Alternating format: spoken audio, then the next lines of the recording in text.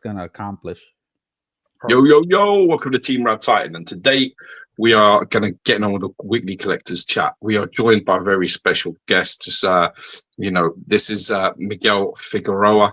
And if you don't know, he's from ToyQuest101. He's been flirting and there's been a little bit of tugging going on between him and Alex. So Alex said he needs to come on as a guest. So we're having him on. He's going to be running through the chat. We're going to be catching in with him, talking to him, finding out about, his channel and what he does and how he got into the hobby and what his plans are for the future, all that jazz. He will be staying with us, hopefully, to go through the weekly news and go through some of the pictures and the stuff we've got and give his 10 cents on what he thinks about everything.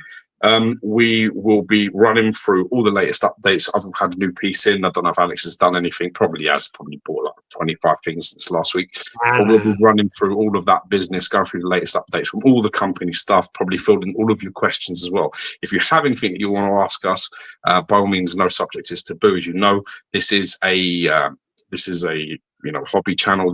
We're not really in any sort of partnerships with anybody. Saying that, I've got to say quickly a massive shout out to our sponsor, who is Speculative Fiction. If you don't know Spec Fiction Shop, check out Todd.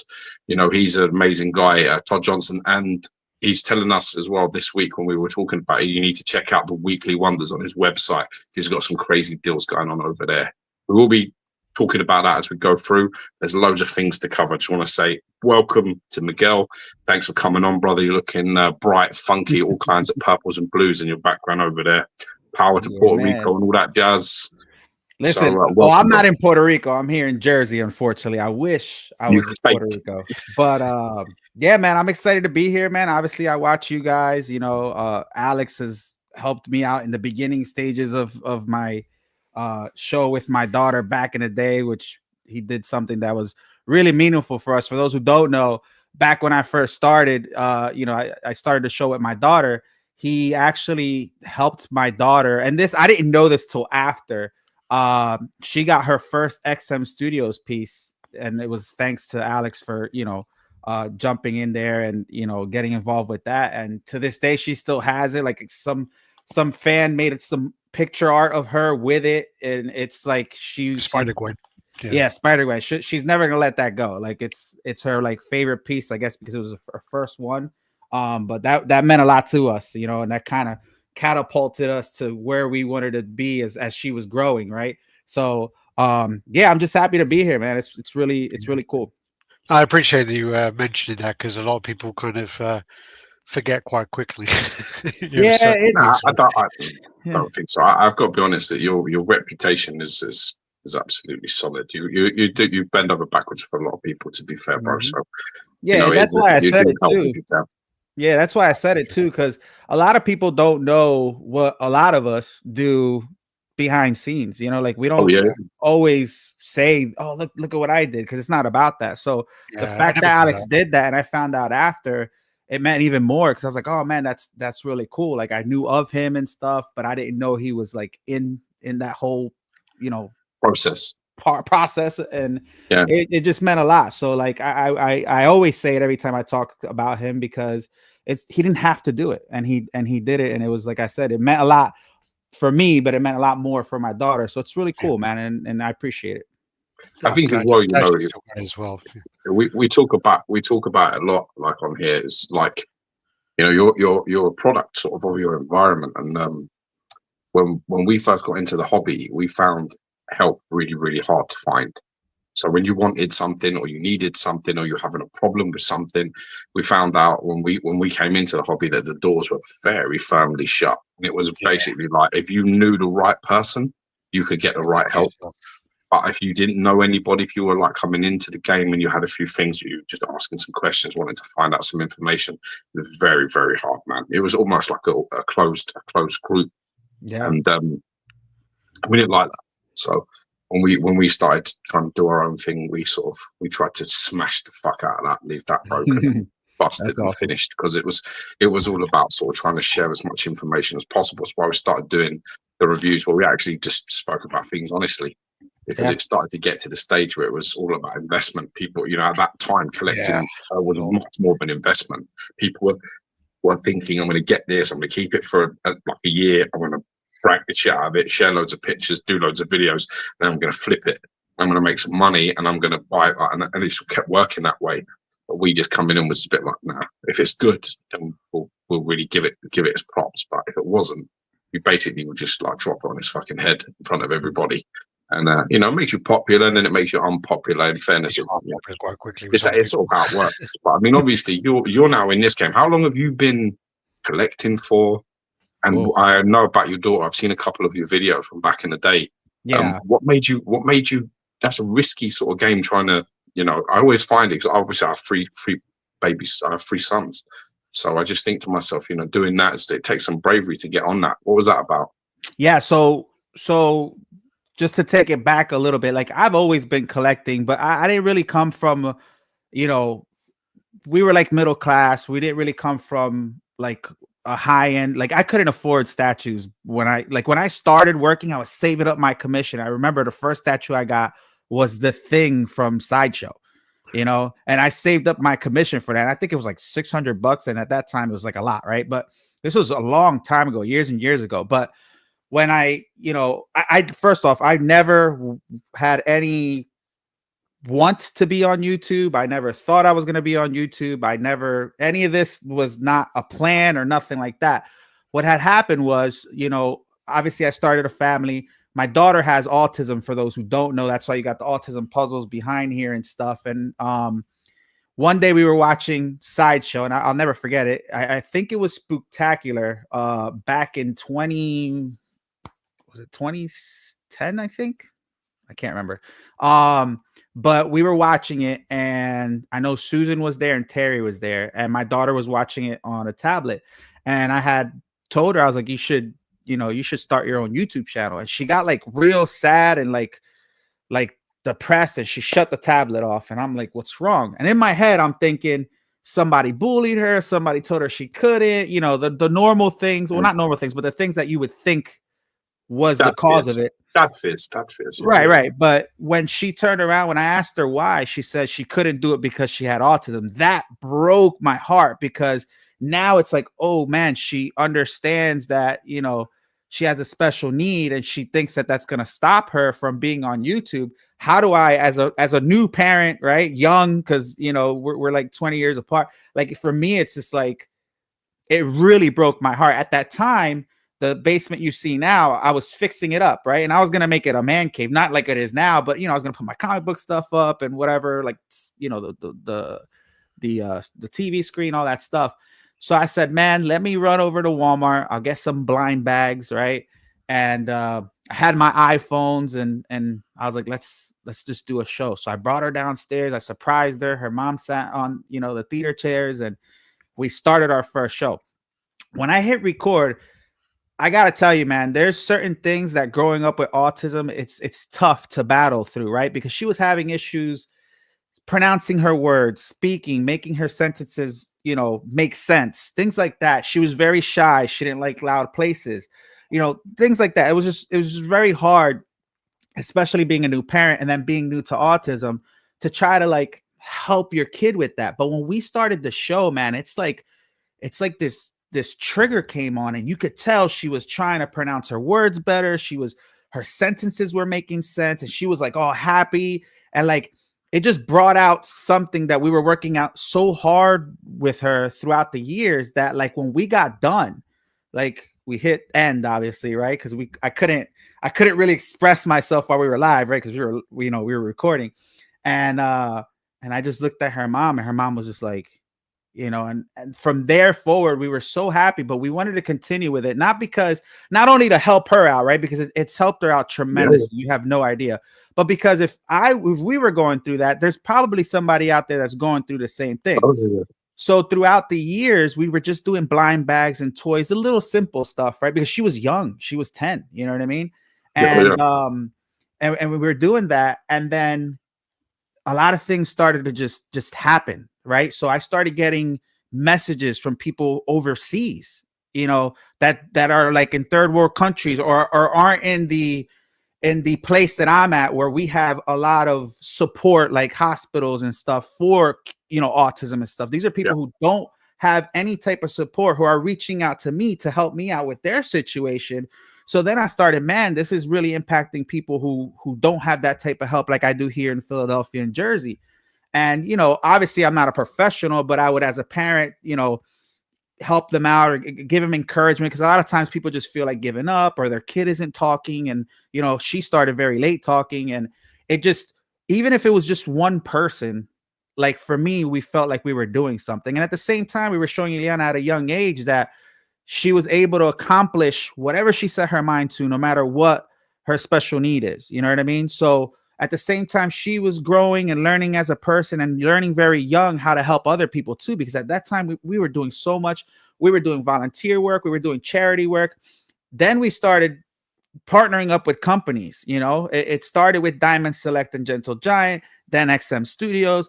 Sideshow, I think, was before that. And then what we started to do was like, all right, well, we're getting all this stuff. We're getting all these toys. Let's start doing toy drives for Christmas. And now, because of the situation I'm in, I'm fortunate enough to get these things and do good and give them to families, go to Boys and Girls Club, you know, do all this stuff. And we've donated and we've done so many donations, so many charity work, and so much volunteer work that there's something called the Points of Light Award. The Points of Light Award is an award that was made by George W. Bush, the father, when he was in office, for people outside of like police and fire that are just normal everyday people in the community that go above and beyond. And we got one of those numbers, which is very hard to do because of the amount of that. And then we started being on the news and stuff. And then that's when we started to grow. We ended up getting flown out to a place called the Black Jaguar White Tiger Foundation, which is a big cat sanctuary in the middle of Mexico that's not open to the public, that celebrities were trying to get into and hardly couldn't get into. We did videos out there, all paid for. We started doing all this other stuff. And, you know, now that's kind of what the channel evolved to. Obviously, she grew. So she started getting into like the big boy stuff like me. She got the Spider-Gwen. And, you know, then we started partnering up with other companies. And, you know, that's what we do. We're fortunate enough to partner up with companies now that send us stuff to review. Because believe it or not, if that wasn't that, I don't think I'll be able to afford half of these things, to be honest with you. But you know, it gives us a platform to do what we love and show off certain things that people want to see in hand or in a better camera view or whatever. And yeah, man, that's kind of like we just blew up out of nowhere. You know, it wasn't like again, it wasn't planned. It wasn't like something I didn't want to, like, you know, I could turn this off today and be okay. Like I'm not one of those guys who think that I'm going to be making millions on YouTube, because that's just not the case.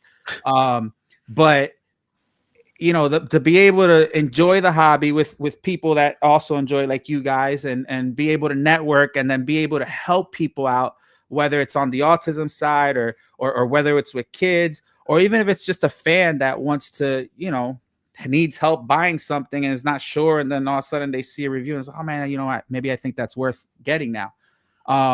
But that's really what it means to me. And that's how far I've come. I know that was a dragged out explanation, but it's literally been a freaking roller coaster, you know?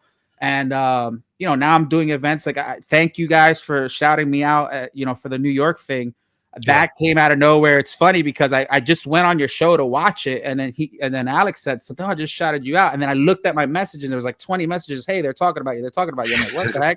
So I had to go back and look. And that made me feel good, man, because like, a lot of people don't understand, and I know maybe not a lot of people do this, but I went to New York and it was not about me. It was about everybody else. Like I sat there for the whole entire weekend and got maybe 16 different YouTube channels where they were 6 scale, where they were small, big, all together. I partnered up with my partners, even people. I'm not partnered with PCS. He gave 2 giveaways away for my meetup. You know what I mean? Yeah. Same thing with Pure Arts. I'm not, but we're, you know, we're friendly. We know each other. And every day I was there, we gave away 1 or 2 statues. And then my friend coins, who's on the show, gave away the coins as well, didn't he? Yeah. And I didn't know. Like, it's not like I went in there and knew, oh, this is what he's going to do. He surprised us with the coin. And then the crowd got amped up and peer pressured him to give away a Transformer statue, like one of the cell shaded ones. Yeah, I love those. Yeah, and then Pure Arts gave away a 6 scale figure from Assassin's Creed, I believe. I actually wish PCS continued that line, because that was really nice. The cell shaded one, yeah, they look dope. The problem is people are not aware of how they assume that is a much simpler paint scheme. Yeah. It's actually more complicated to do. Mm-hmm. And it's actually really, because to get it to look that way is really difficult, and it's It's very a lot of work. expensive. Yeah, It's very expensive in the factories to get that done. So yeah, they had to stop it, unfortunately. Yeah. I mean, like I said, they're cool. I like them. I wish he continued with it too, but he gave one of those away. Diamond Select, Gentle Giant. So like, it was really eventful. But my goal was to have everybody together in one spot, because a lot of us, the fans that are watching or in a chance, know of everybody. So it's a one-stop shop. You know, they won't have to search for us or meet at different times. Like, why do I care if somebody else is meeting somebody else? And I want it together. Like, this is no competition for me. And it turned out really well. That's the thing is, again, because I've been to conventions for years, and unfortunately, it's people do believe that YouTube is too small, and they do believe that they need to be run around the convention and run straight to the hotel room and edit everything and get it all posted. And it's just like, dude, enjoy the moment, enjoy that time. You're there, and not coming to the meetups, and not coming, because they just want to be the first on YouTube to post it. It's so annoying. Yeah, it's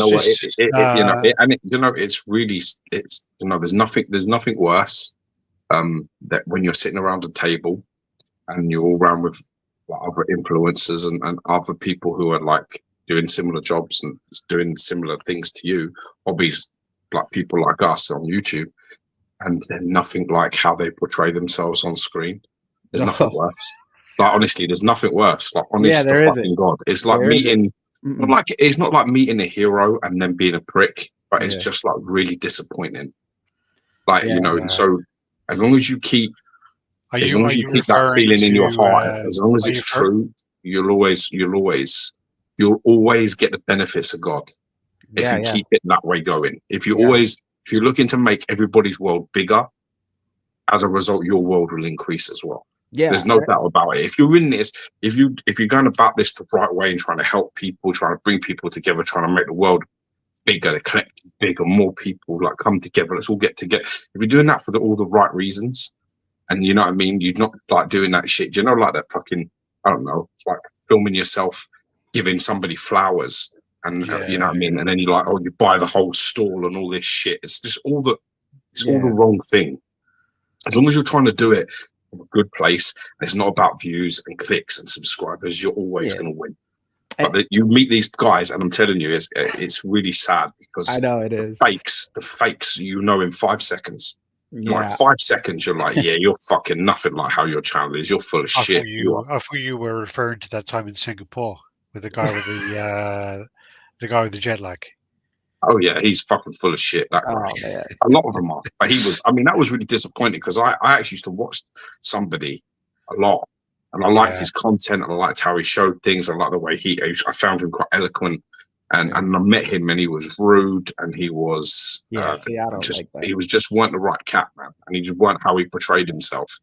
And them things are like, and there's loads of them like that. So when you get them, everybody around each other, who's doing it for real. Once somebody pulls out a camera and starts putting it in a place and says, "Let's all do it," then you just know straight away. You're like, right, so you're not here with us, are you, bro? You're already thinking about fucking how you're going to share this with everybody else. You're not in it for the right sort of shit. Do you know what I mean? But it's great, man. I mean, listen, your daughter is how old now? Well, right now she's 17. She stepped away from the channel now because she's 17. An adult now, so you know what I mean. Like she's driving, she's about to be, she's a senior in high school now. She's got a boyfriend. She's you think the channel swimming that you did and what you did, you think the channel helped her find some focus and belief in herself?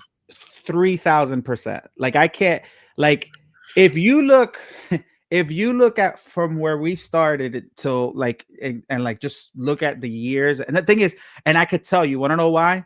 Because we would do school events. We would sit in the auditorium and have to speak to hundreds of kids. And usually, like, if I would take her to Disney and stuff, she's like, I don't want to stand in line.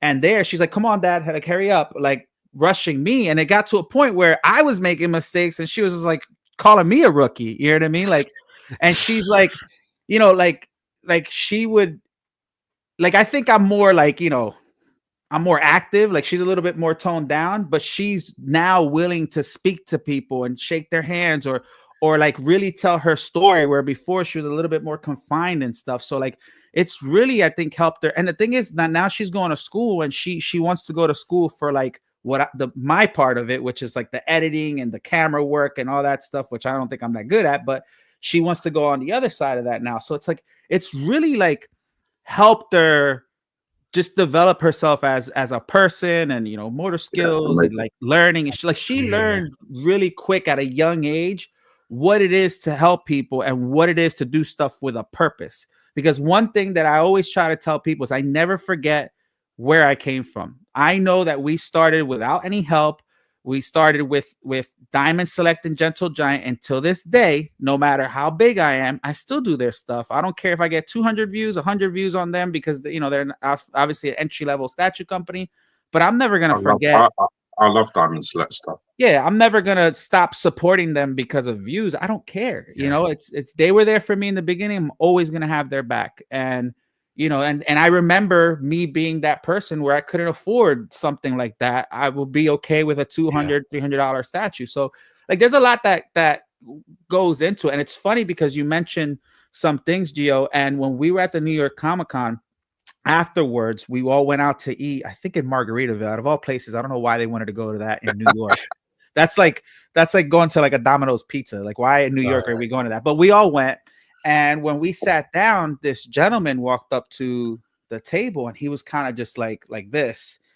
And everybody was talking, so they didn't realize it. He was standing there for a minute, and I knew he didn't work there. So I kind of turned to him like, hey, you know, hey, what's up? How you doing? He's like, hey, he's like, I'm so sorry. And he starts going on this rant, and I'm like trying to figure out what he's trying to say. And basically, he's actually a loyal viewer of mine and of a lot of people that I know, that he never puts his picture on his, like, he's very like, he was nervous, and he basically told me that he wasn't even gonna come, but he pushed himself to come to meet everybody because our channels combined just give him something to do and something to look forward and stuff. And when he said that, man, that like crushed my heart. I was like, dude, thank you for being here. And then obviously I stopped talking to everybody. There was like 30 of us. And I started talking. He sat right across from me, and he just became relaxed. He opened up a little bit more, had a couple drinks. But to have just like, even just that one viewer that never shows his face on social media, never posts pictures of himself, just is always in the chat supporting. And of course, I don't know his real name. I just was like, well, what's your YouTube handle? And he told me, I'm like, oh my God.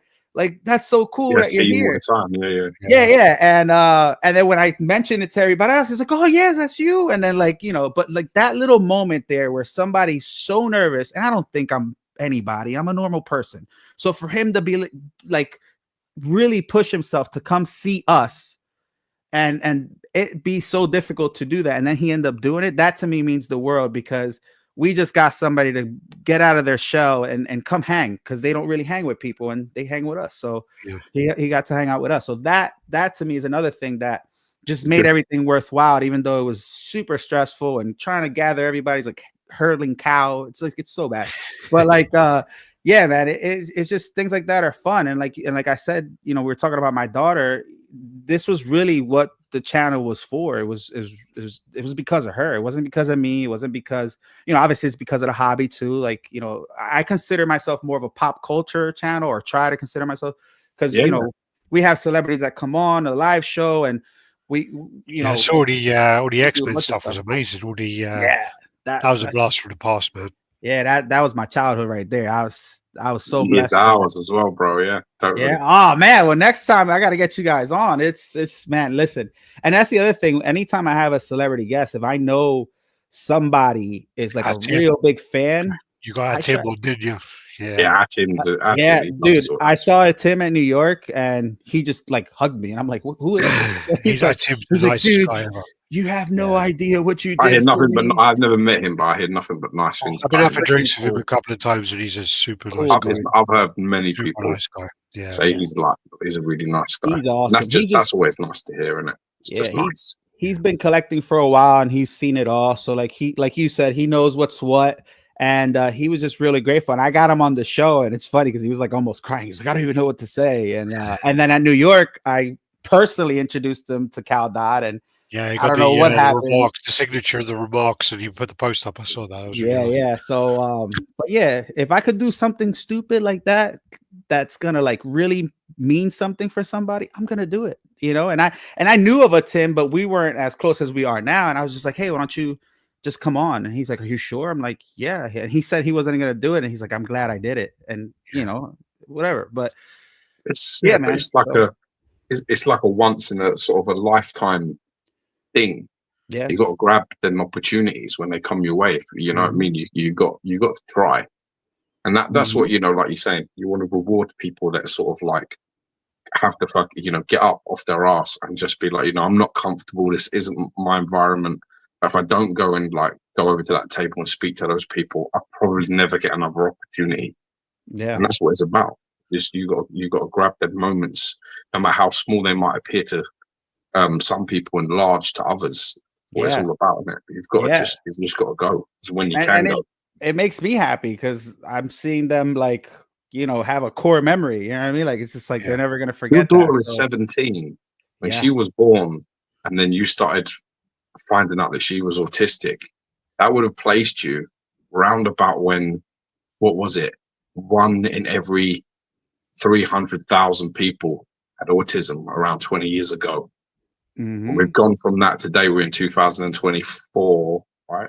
It's gone, and now it's 1 in every 33 people. Yeah. It's so when you had your baby girl and this was happening to you, that must have been like almost like a fucking almost unknown, a very small amount known.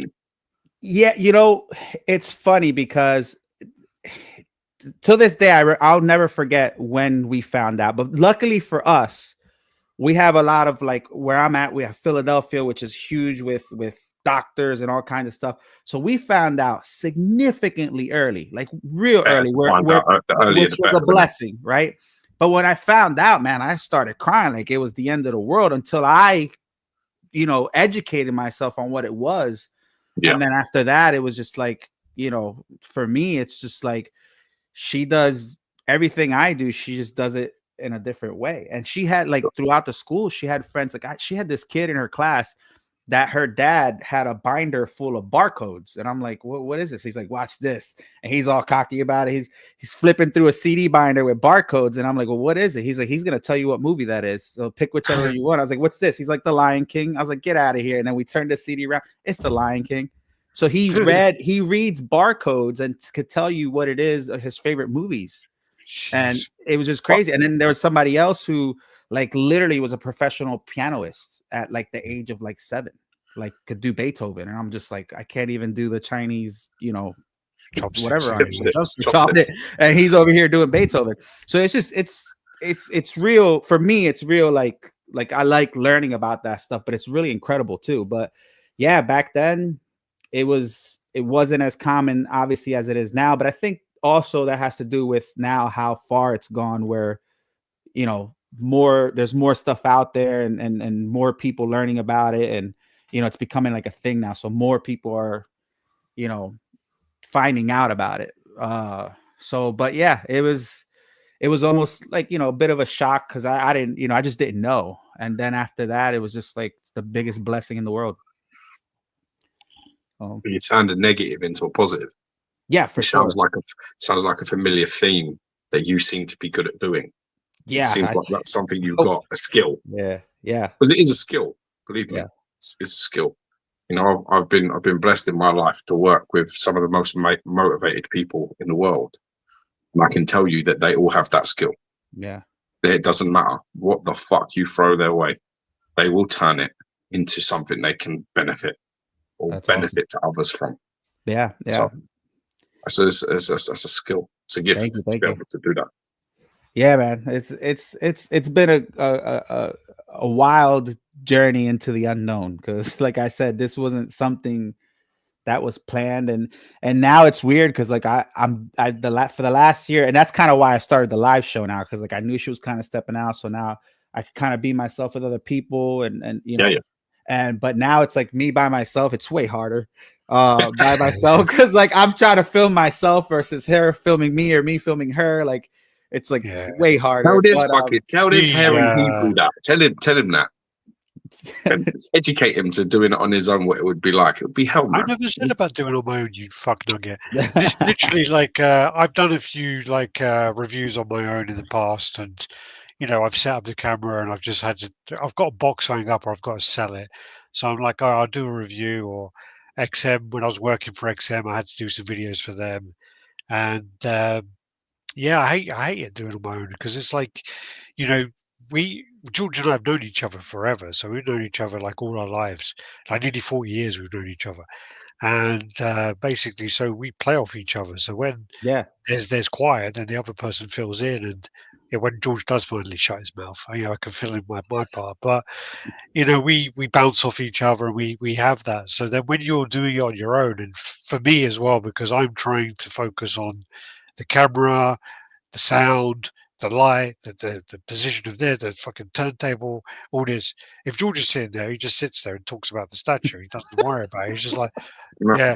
Do you not want to move? Every now and again, he'll go, oh, you trying to move that back a little bit? I'm like, just fucking mind your business and just sit there. Yeah, but you know what's funny? He talks a good game, right? But the truth is this: he's worrying about the light, and then when I watch the video, I'm like, it's well fucking dark. You're worrying about it. It's fucking what we worried about. It's fucking too dark. It was too dark from the beginning. No, but you don't understand as well, because if you do it dark, it's better than it being too bright. Because if you do it too bright, you bleach it out, and too dark. It's in the fucking dark. You can't see fuck all. I don't agree with you. It's better to see too much detail bleached than it is to see fuck all. What the fuck, brother, are you on?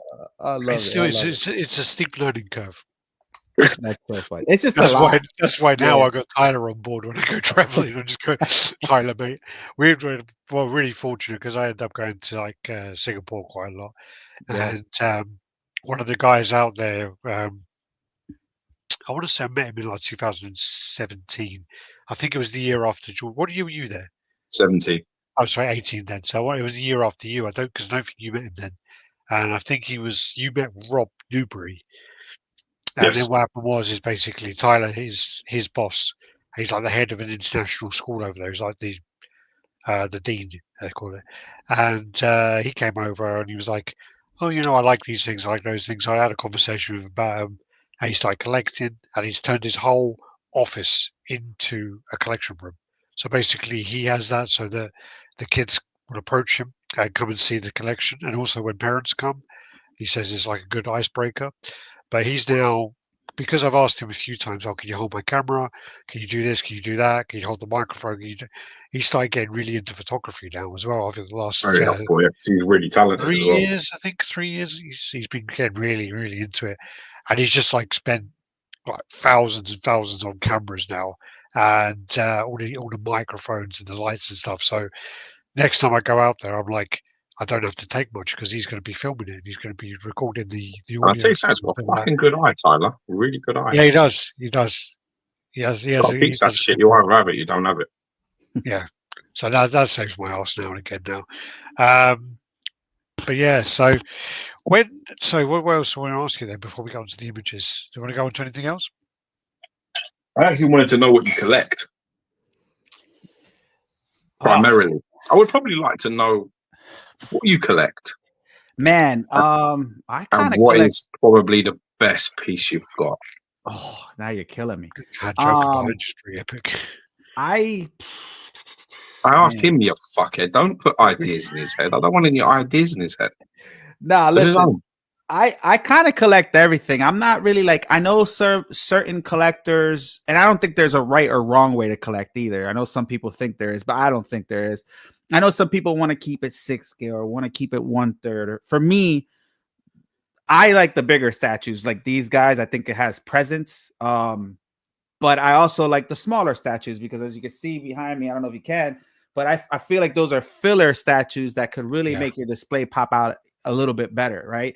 For me, it doesn't matter. Like I love some of the Hot Toys. I love some of the 3rd scale statues. Personally, though, my favorite, I love the X-Men. X-Men's my thing, although I don't have that many X-Men statues, believe it or not. But X-Men is my favorite. Wolverine, hands down, is my favorite. Like that's my guy. God, no wonder you two fucking hell. Yeah, Wolverine. You guys Wolverine's with the beards, fucking hell. Wolverine's my guy. As far as my favorite piece, man, it's hard because like you if you see me sell any statues, it's like smaller statues. Like I'm not those guys that get statues. Come into your house, I'll put a gun to that cap and fucking on your head, and I'm telling you, which one is it that you're keeping? He's got the Iron Spider bow and bust as well. I do. I do. Yeah, it's send it to him. He ain't shut up about it. Send it to him.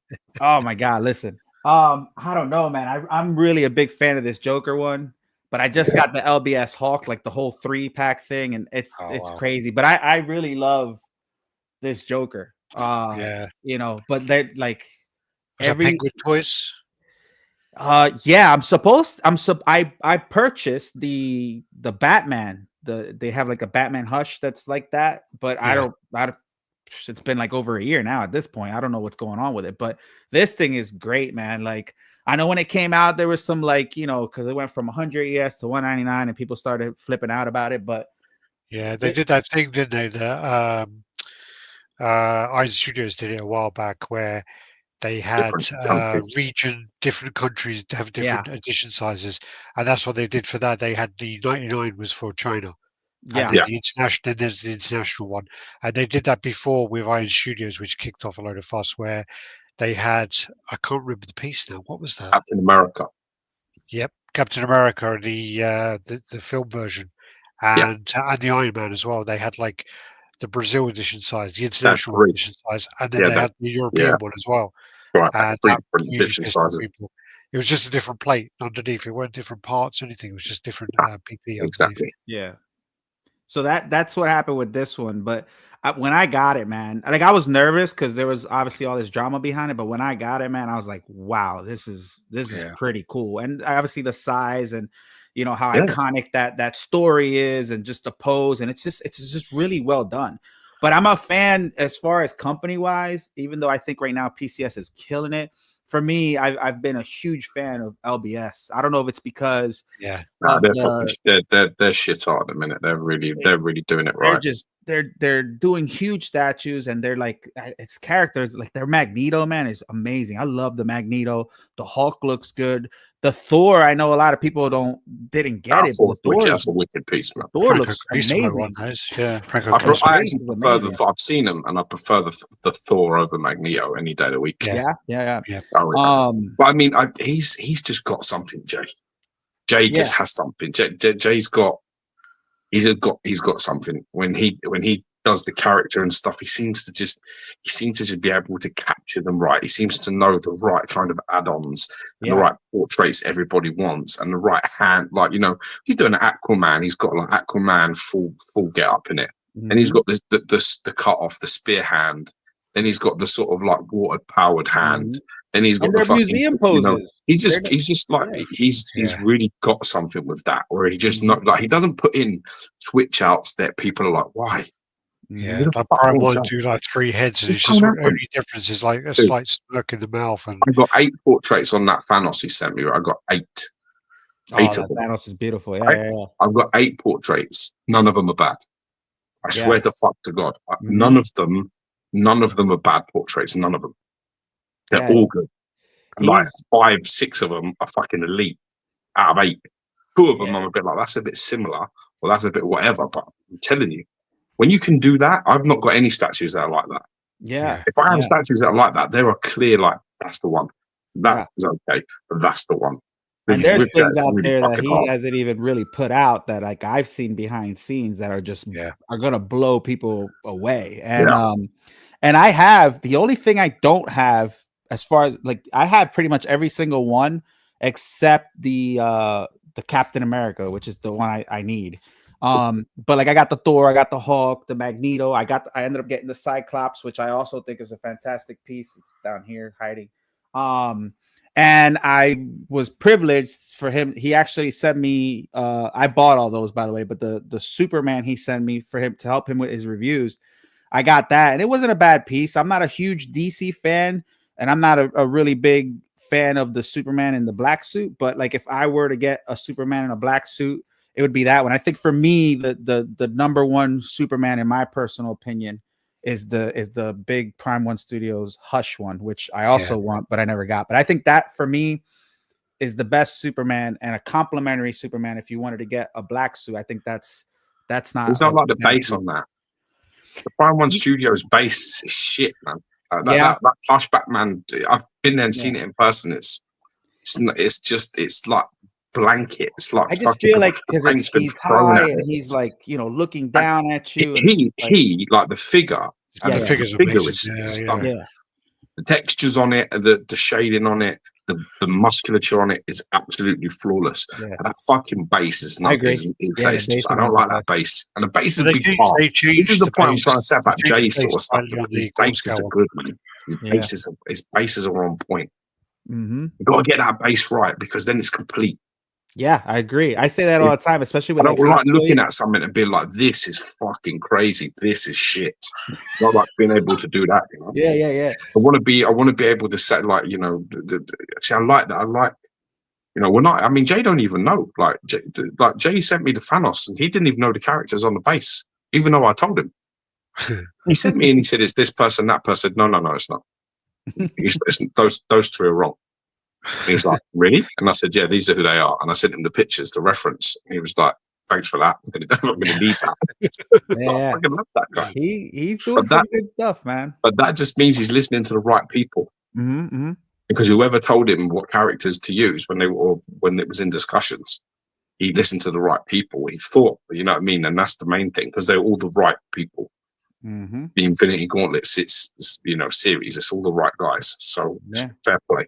And his DC line is coming out pretty good. That Wonder Woman looks good. The Flash looked good. He just showed the Flash. I thought he looked pretty good too. Yeah, I've got some good place to go into. Yeah. So I'm you know, he has him behind that Alex Ross portrait, and having them all together, that is like, you know what I mean? But I can't wait till he completes them all and see how they all look, you know, in person. I think they look really good though, as far as like videos and the pictures that they took. I think it looks good. Got a couple of questions anyway, so like talking about Prime One stuff and that. Hey guys, I collect mainly Joker statues, but I want my first Batman. I know there are different scales, but I can't decide between XM Studios White Knight on the cycle or P1 Detective 1000 suggestions. I don't like the Detective 1000 base with the little kind of roof thing. It looks like he's standing on a dollhouse. That's that one, isn't it?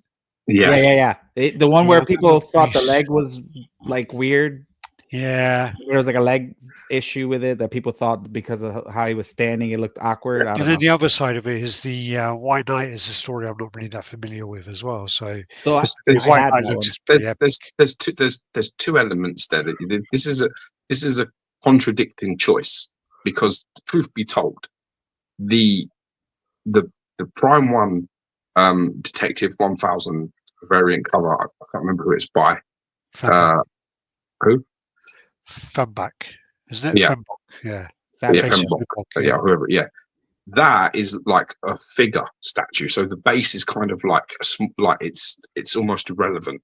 It's mostly for the figure, you know, that you'd buy that piece. Whereas, if you're buying the White Knight, it's more of a concept design. So the bike is a big part of it. The details on the bike are a big part of it. So what you have to ask yourself before you make that choice is, what's more important to you as a collector? Is it the concept design of the whole statue, or do you just want a fucking just Batman? Is it all got to be about the figure and how good that figure looks? You know, the direction of that, because the White Knight is Sean Murphy, and in the artwork, the bike isn't very detailed.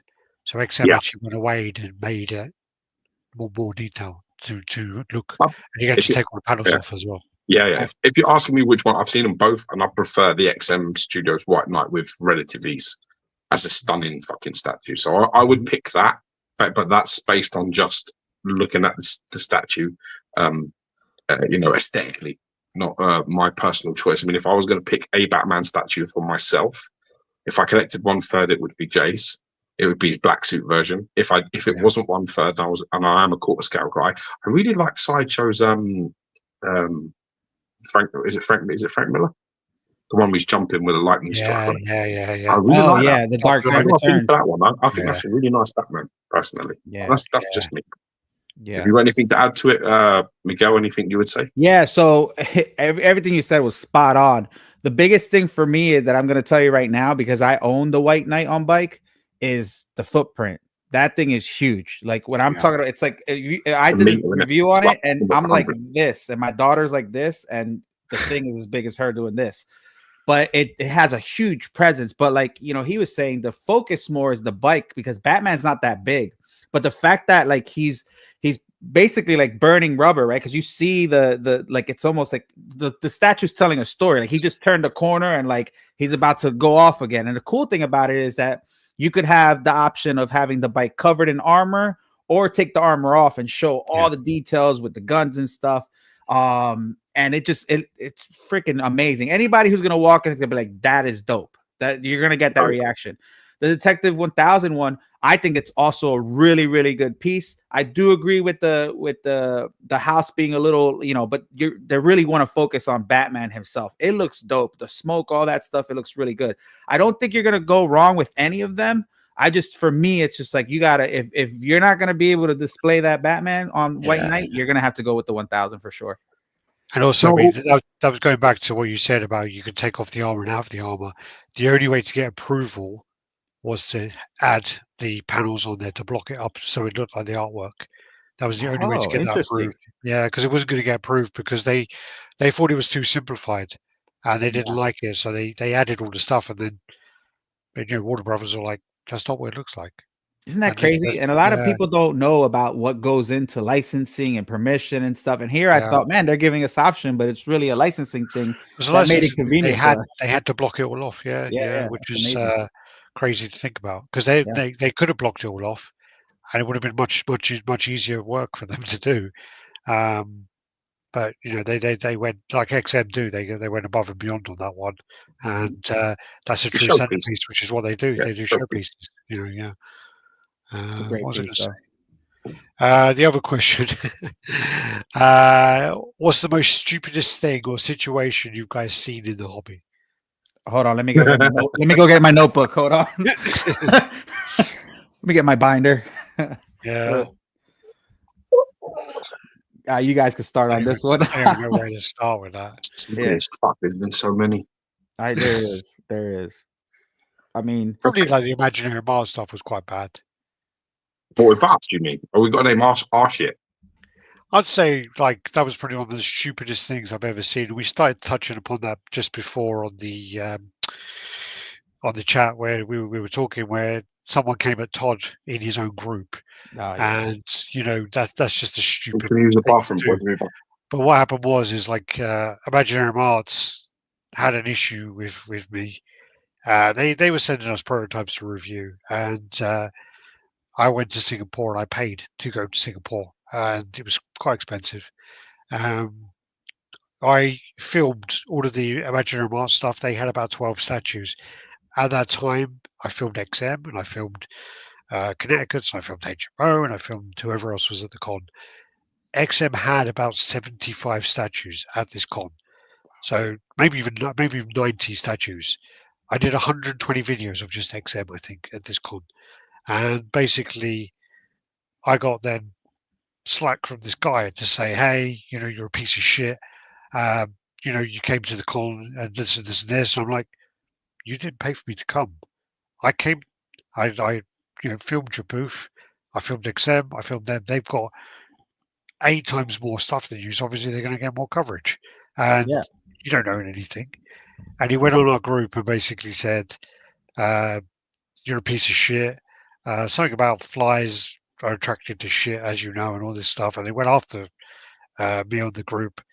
And we weren't that big at the time. We probably only had like 1,000 members or something or so. And he got fucking shut down big time. And what happened is he at the time was partnering with Prime One. And he had a sculpt which was a Daniel Bell Spider-Man. He had a sculpt by Daniel Bell. And what happened is he was selling it to Prime One. He was partnering with Prime One, and he was going to merge his company. They were going to like dissolve in his company into Prime One. Merger. They were going to pay him off, and he did this post. Someone we knew, me and George were like laughing. We found it funny. We didn't take it serious at all. Someone we knew took a real offence to it. They worked for Discovery Plus, who was part of Disney at the time. They went off to Disney, said, "You know what? This guy is someone you're giving a license to. What the fuck?" And he lost all his licenses. That's what happens. A lot of people nowadays, they think there's no consequences with what they say, and it's one of those things. I don't. My thing is this. First off, you got to understand first what you want to bitch about, because a lot of these guys, they don't understand. Like, and I don't really know the full details of what happened with Todd, but you got to realize when you're getting it from somebody who's like a third-party retailer or another person, you're not going to get it at the same time as ordering it directly or from any other third-party retailer. It's all different. There's all different, like, you have to realize that you're getting a saving because it's being shipped by sea in a container. That's where you're getting your saving. So when that happens, those people, Todd, some of the other companies as well, I'm not even going to name them because some of them are really shit anyway. But I know that they've got the same thing, but they do take long. You have to wait for your container to be full before you ship it. There's no point shipping half a container. Things will get damaged. Too expensive. And also, the cost isn't worth it. So a lot of guys you can't get on a fucking plane as a person. You can't fly to one place or another. The plane ain't full. Ain't going nowhere. Yeah. You can have a fucking flight. I can have a flight booked for the Caribbean tomorrow. I can fucking arrive at the airport and then go, it's not going. It's not full. We've only got fucking 12 guys. It's not going. Sorry. And fucking boo-hoo. That's a person who's paid thousands of pounds to get on a fucking plane. And they can just go, no, it's not full. We ain't sending it if it ain't fucking full. So now you get a lot of the guys in Europe, they double up. So there's a lot of stores in Europe now who actually share containers because of the cost and because you need to fill it up. So, and then from China to USA or whatever can take 3 months. Mm-hmm. And it can take 3 months. It's going by sea. It takes a long time. And if something doesn't go wrong. If something doesn't go wrong. Miguel was spot on though. What he was saying before you interjected. No. What he was saying was a lot of the people arguing don't understand how things work. And they go public with an argument and start this big problem. And really, the other people are educated to what's going on. You look fucking thick as shit. You look stupid. And and it's a bit like, dude, maybe you want to start talking to some people and ask some questions, and maybe use the hobby in the community for what it's for. Yeah. Ask them, is this normal? Can you explain to me why this is happening? Can you explain? Am I right to be worried about this? Am I getting the piss taken out of me? Or is this normal? That's what the fucking community's for. It's called a community for a reason. Yeah. Reach out, just use the tools at your disposal. Yeah. And the other thing is, and this is what people don't see, and I could promise you this happens almost 99% of the time. Those people sit there and they bash, and I'm never going to come back. And then one day there's going to be something you want that only Spec Fiction carries. And then guess who's coming back? You are, right? So, and I've seen it because it's happened with Jazz Inc., where Jazz Inc. is one of the few people, help, being sold by, a retailer like Todd. And they end up coming back because that's your only option. So now what do you think is going to happen now? That's not that Todd's like that, because he's never like that. He's always going to do what's best for the customer no matter what. But like, what did that do for you? Nothing comes good from that. You're putting a bad taste in the person who's trying to help you out, like, in their mouth. And then you're looking like an asshole in front of everybody. And then you got a million posts of people attacking you back because most of the time you're not educated on what the process is. And a lot of times what's going on is, especially for 6-scale collectors and even statue collectors, they see somebody else get a review and we're like, oh, I want mines now too. Well, that's just not how it works. You don't know George how to used to be. Yeah, George and I used to be like that. We wanted to be the first to get our pieces. Yeah. We wanted to be in there. We wanted to get our review out there. We wanted to do all that. And it got to a point where we just realized that it's not actually best to be the first person to get it. You might get a couple more views, but if there's anything wrong with that, you're the test batch. You're fucked, and you have to then got problems with that.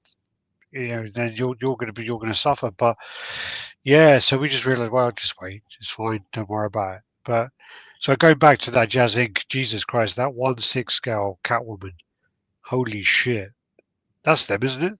Yeah, we mentioned it when you were on the show. Oh wait, you know what? I think I left. No, I must have left by then. She's the one with her mouth open, where her tongue out. She's got one with her tongue out. Yeah, which is hard because like there's others. I forgot what there's other figures or statues that tried that, and it just I think what's his name? John Cena. Well. What's the character he plays for DC?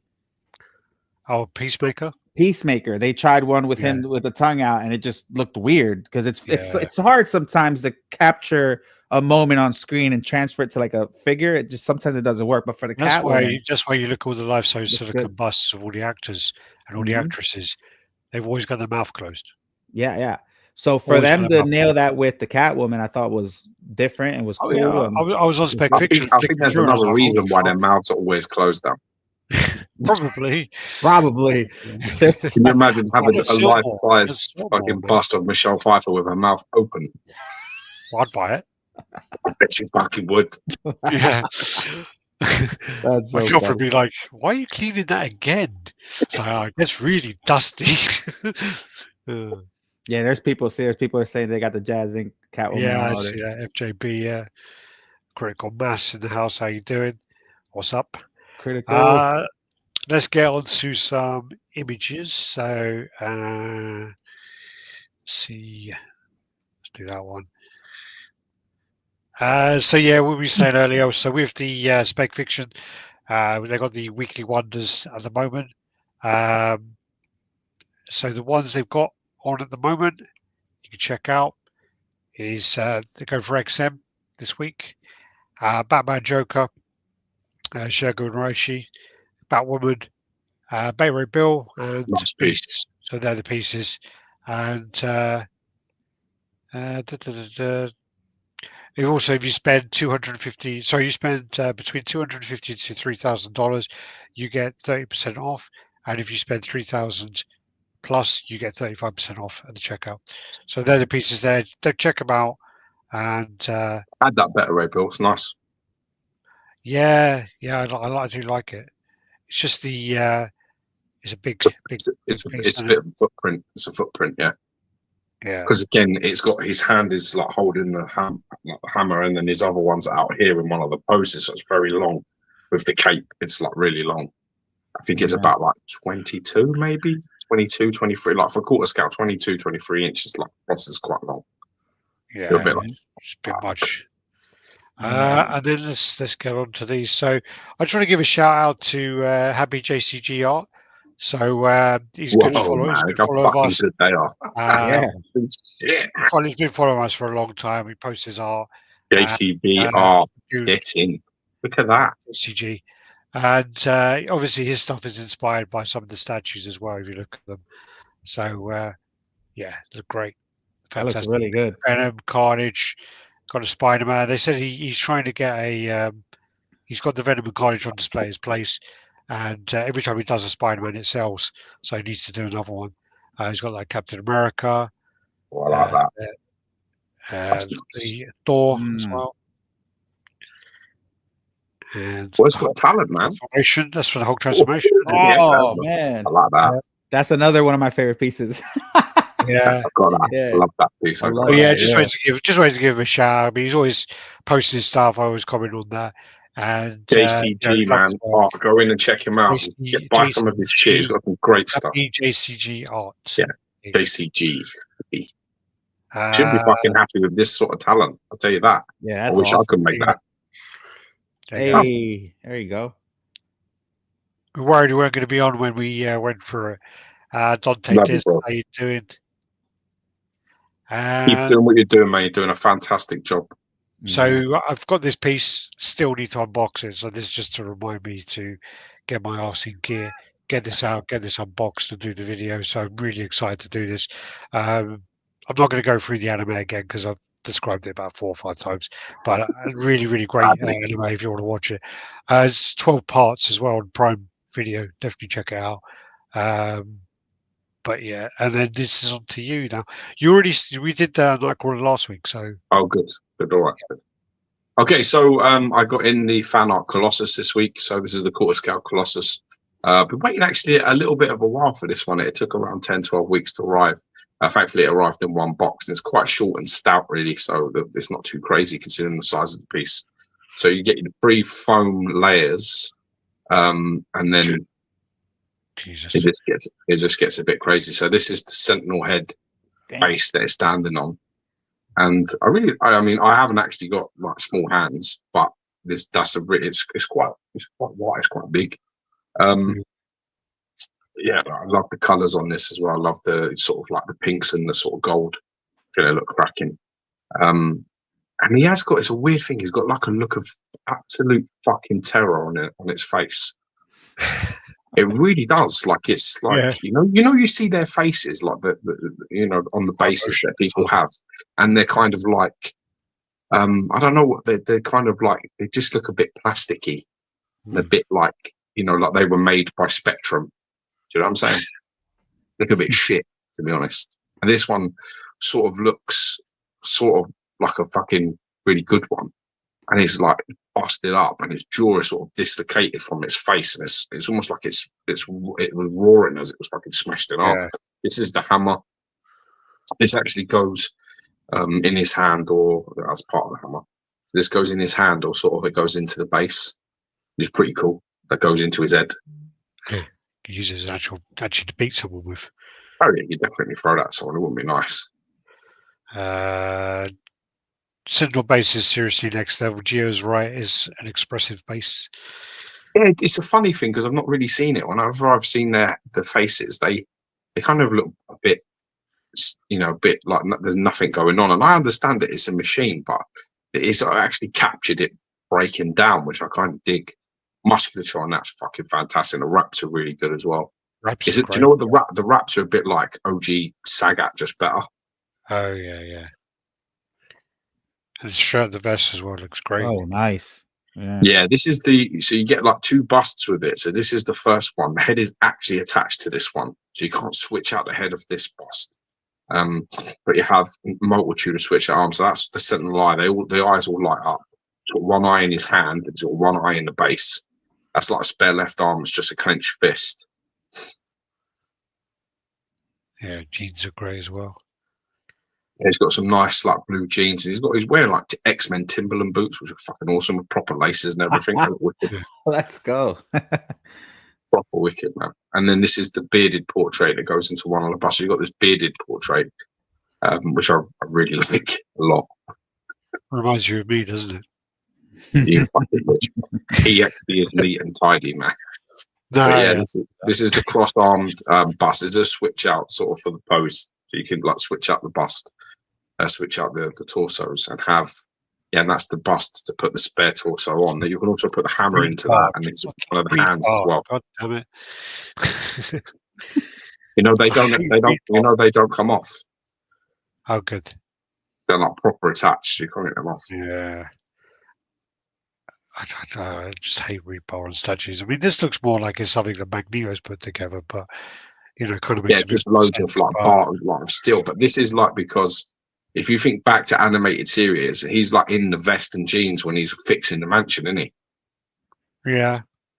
I mean, I think everywhere he appears, he's next to like I-beams and stuff. I swear, because even in he's on the work site, isn't he? Yeah, exactly. Yeah, he's in a construction site. Yeah. Exactly. Yep. It's crazy.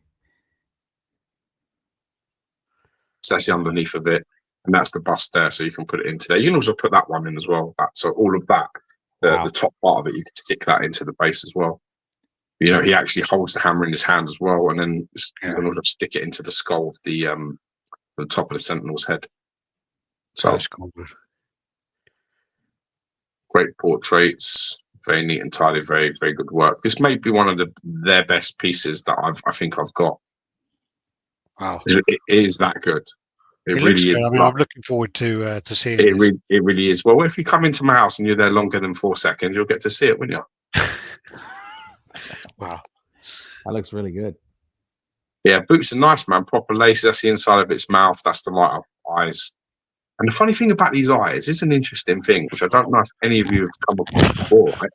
But when you take the eyes out of the inside of that, the only way you can make them light up is if you touch them against the magnet of like the other part of it. Yeah. So if you take the light and the arse end of it, you just tap it on any part that's magnetized, any part of the statue that's like got a magnet in it, and they come on. And then you just tap it again, they go off. I've never seen that before. That looks really good, though. It does. It's a nice piece. Obviously, you're an X-Men fan, so it's probably the right piece for you to see. But you take that sort of like pink part. You see the pink part that guards the eye. You need to take that off the Sentinel heart head. And it's cool because you see the different. You see the red and then the orange, so it kind of like you see almost like a pupil. See, exactly. Like it's really well done. Yeah, they're nice. It's nice. It's nicely put together. And it's all like sort of blocked in and stuff. You just like, but I've never come across how you actually turn them on before. That's awesome.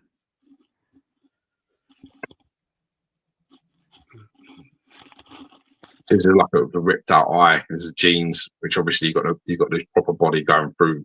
You can see the other side of his ripped jeans. You got all the metal through there, which is just fucking awesome. That is really good. It's the back of it, and then obviously there, so you can see like just the sheer size of it in there. He stands around about sort of like 30 inches in total, and he's around 23, just a shade under. He's like 22.7 inches tall, and that's him with it sort of with the Sentinel eye ripped out, which also lights up, and then the hammer smashed into his top of his head, is magnetized in. What would you prefer? That's how I have it at the moment. Yeah, I have it posed like that right now. I like the cross-armed. Yeah, I like the cross-armed too. Yeah, look at that. But you got the two portraits with the cross arms. So you've got one which is a clean shaven portrait. He's got a slight smirk in his face, and then you've got the bearded one. I was adamant in pictures that I was going to go with the bearded cross arm posed. Definitely, I was fucking adamant. And to the point where if the commissioner had said to me, dude, I'll like knock off a few $100 if you just take the one thing, I would have been like, yeah, do it. And that would have been the stupidest decision that I made. As soon as I got it out and I started putting it together, there's like I don't know what it is, but there's like a slight turn in his hip. And when his body is like, when you put the torso on with the arms out either side, the torso is also turning, and it looks really good. And the negative space around where the arms are just doesn't exist. So when you've got it like this, it makes more of a triangle shape. But I mean, look at that. There's the smoke. I think my least favourite is the Sentinel eye. I think it's a cross-armed, then it's probably the hammer, and then it's the eye. Yeah, I like the eye because he's ripping it out. And the eye lights up, right, in his hand? Huh? Does the eye light up in his hand, you said? Yeah. Yeah. See, that's dope. I like that. So you've got the standard cross arm, and then you've got the bearded one there. The bearded one I really like. Oh, yeah. It's a beautiful piece, man. I'm very, very happy with it. It may be the best piece they've sent me so far. Looks really good. It is. I think it is. Look at the musculature on the back, man. It's just ridiculous. He's got Dorian Yates back, this dude.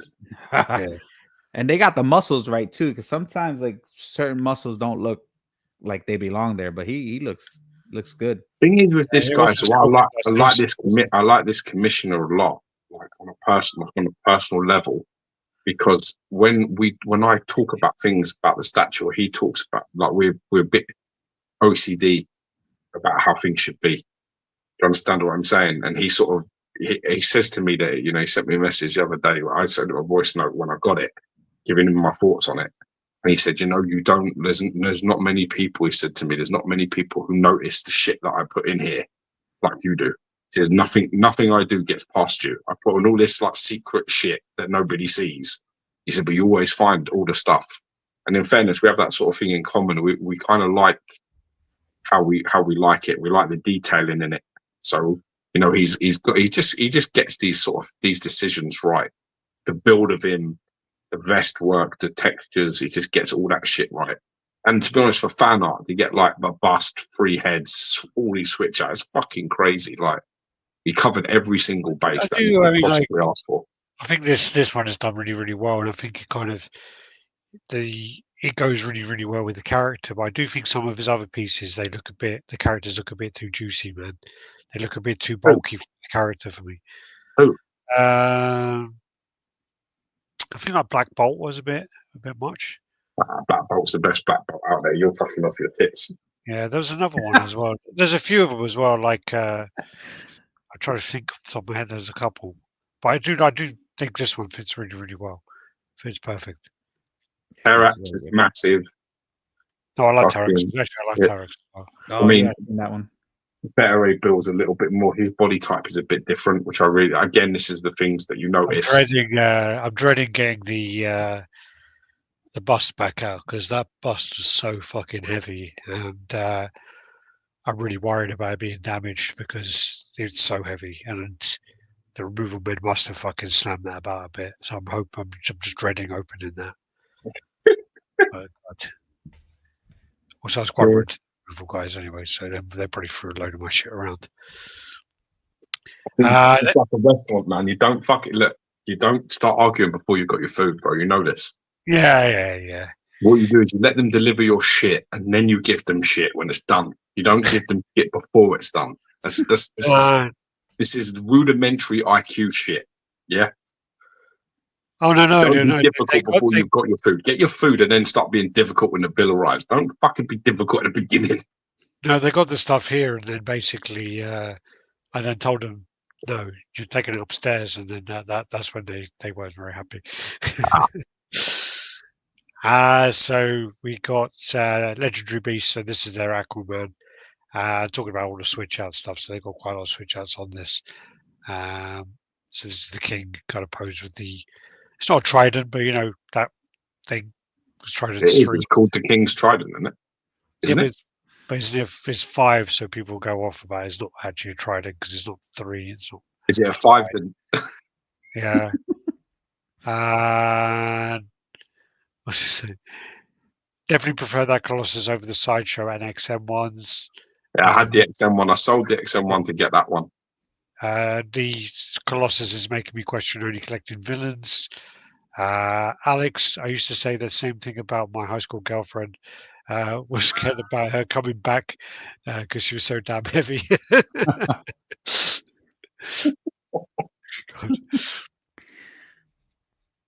God. This then is the kind of clean-shaven, like kind of classic look.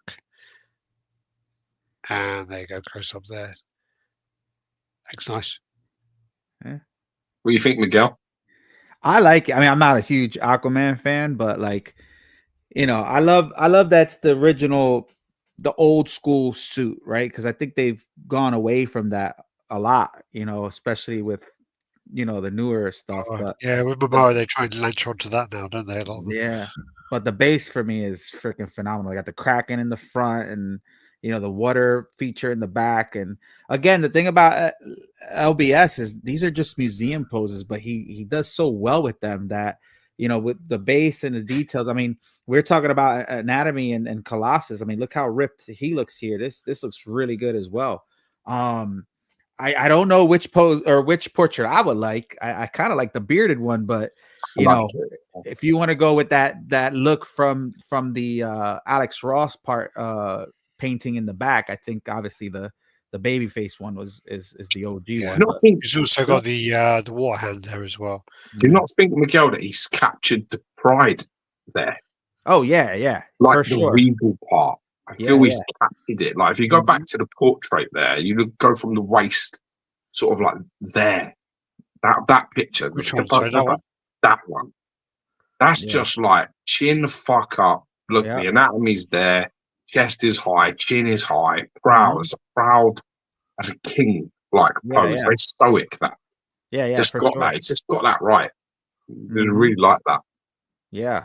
So, and again, like he is the king, you know, of the sea. So he's capturing that. And it just looks really good. I love the, I know it's newer, but the arm switch out with the harpoon.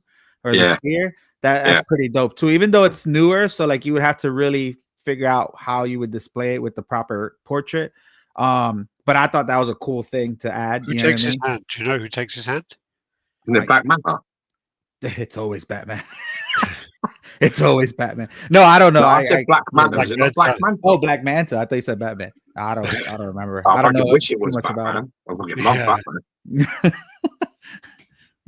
I feel you, Alex. When I moved, I rented a U-Haul, moved a van, statues myself, made multiple trips, but worth knowing the boxes weren't tossed around. I did 3 loads, and then the bigger, heavy ones I kind of had to get help with, and then some of the other furniture, and they're the ones I'm worried about, but we'll see. I like the octopus in the base. Yeah, the Kraken. Yeah. Kraken. I just hope with this the colors are really like vibrant. You know what I mean? I feel like they got to be like scaly, like a fish almost, like you know what I mean, like really like glossy or shiny. So I mean, it looks like it is, but I really want to see this in person. I think it looks dope.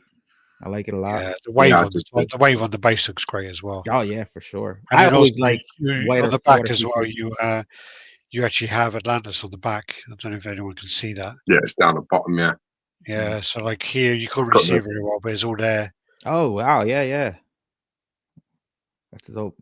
I think I sent you a picture of the. Oh, maybe there is. I sent you a picture of it. I think. Yeah, here you go. There it is. Yeah, that's awesome. The Gates of Atlantis. It looks like something out of Lord of the Rings, doesn't it? It really does. But it's just fucking awesome. Yeah. No, this is the. For me, this is the style of our time now, which is, for 1/3 scale, make them compact, but just compact them with fucking details and Easter eggs and switch outs and make them so that they're not like fucking super wide and super fucking deep. This is the way. I'm not even going to get into who I've had conversations with about this, and I know we're going to get into that. But yeah, that looks great. And then you got the Batman there as well with the Man Bat on the front. I freaking love it. He revealed a couple of these on my show, and it's funny because I told him not to tell me what he was going to do, so I could be surprised too. Yeah. But when we talked about this Batman, and it's funny before he obviously was revealed. He was talking about the base and stuff. I'm just really happy he went with Man Bat in the front. I know some people are like, oh, well, they're missing some people or whatever. But like for me, it's finally not just the Joker, even though the Joker is like one of my favorites. Yeah. But the base on here is freaking ridiculous. But it's interesting now because now we have 3 Alex Ross type Batmans. We got the LBS one. Iron Studios came out with one, and now we got the Prime One Studio one that came out. They all look similar, but it's interesting. I'm interested to see who likes which one more and why. But this, for me, this base is awesome. His pose, the grappling gun, all the different switch outs for his. I think this Batman's really nice, and I think this blows a lot. Prime One have done so many Batman pieces. Yeah. If I was going to get 1/3 scale Batman, it would be this one. Yeah, the one that's actually, it's not actually 3rd scale, but the one that's getting a lot of kind of people loving it from the pictures is the Mighty Jack's one, the Supercraft, where he's got the Bruce Wayne child in front of him. That got loads of positive comments. Oh, is that the next one that they're gonna do? Yeah, they're gonna be on my show Friday. Okay. So they'll probably talk a little bit more about it, but yeah, that's a dope one. Yeah, they're going to be fully. They've shown pictures of it. I think it was like leaked by one of the channels leaked it, but then it weren't us, was it? No, it weren't us this time. No. Even though I had them pictures like ages ago, a long time ago. Yeah, because I was working for them, but basically, we didn't leak. Yeah, but it's coming out in Singapore. Singapore Comic Con, they're going to be releasing that. And it's fantastic. The textures on this one, though. Yeah. When you get into the suit, closer picture of the suit's got some fucking crazy textures going on. You sent me many pictures of Batman. I think it was only 2 pictures. No, there's more coming, but yeah. I don't know if you see the textures on that. Look great. Yeah. That looks good. No, it looks really nice. There's a few, like, this is the dark side concept, which I really like. Yeah, this was revealed on one of the shows as well. I think it was ours. We revealed this one. Oh, did we? Did we reveal one? Yeah. I lose track. But it says that This godlike crazy. statues. It makes it like this. It'll be fucking crazy. Yeah, with the parademons in there. And then the Flash as well. Looks good. He looks good. So yeah, I host all of Legendary Beast Studios YouTube show on Legendary Beast Studios YouTube channel. And we're thinking of revealing another one like very soon, maybe after this week. So just stay tuned to that. I don't know if he's gonna do it on there or what, but yeah, he wanted to actually bring it to the show. I don't know why he didn't, but then he regretted it. So there's gonna be something else coming that's gonna look really good. Is that Gorilla Cog? Gorilla Grodd. Yeah. Yeah. Yep. Yeah. Okay. I like this pose a lot. I like this one better. Don't mind the one with the hands in front, but I like this one better. Yeah. It's like he was running and he kind of just stopped to kind of look. You know what I mean? Like, I like it. Yeah, you're right. He looks good. His face looks really good too. I think that with the chest up and the arms part fills the negative space at the top. There's this thing on the other one that looks like it's going slightly towards one side. Yeah. So then the Iron Man is starting to get its QC. So hopefully that will come out before Chinese New Year. Punisher. Yeah. So this, for those who don't know, this actually got denied first when they were partnered with XM Studios. And I'm hoping now. I think he's trying to, but I think he's gonna release it on his own now. But I love this. I think he'll have to get rid of Max. I don't think he'll be able to do Max. Oh, the dog? Yeah. I think it's called Max. Yeah, I don't think they would allow that ever. Because again, it's like it's a pit bull, it looks vicious. It's got the chain, I don't think they would allow it at all just because of the stigma attached to him. They're all getting banned everywhere at the moment. And it's just, it's a shame because he rescues the dog in the comic, and then he kind of goes around with it a little bit. But yeah, I had a pit bull for 13 and a half years is the best dog I ever had. Yeah, well, that's the thing is like pit bull staffs. All those dogs are fantastic dogs in the right hands. Fantastic dogs.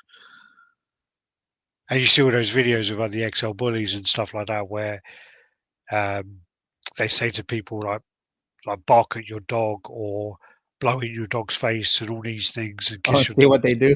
And see what they do. And then you always have like the big fucking staffies and the big pit bulls where they'll start licking you and start kissing you and stuff like that. And you always have these like horrible little chihuahuas and stuff like that just start fucking trying to bite you.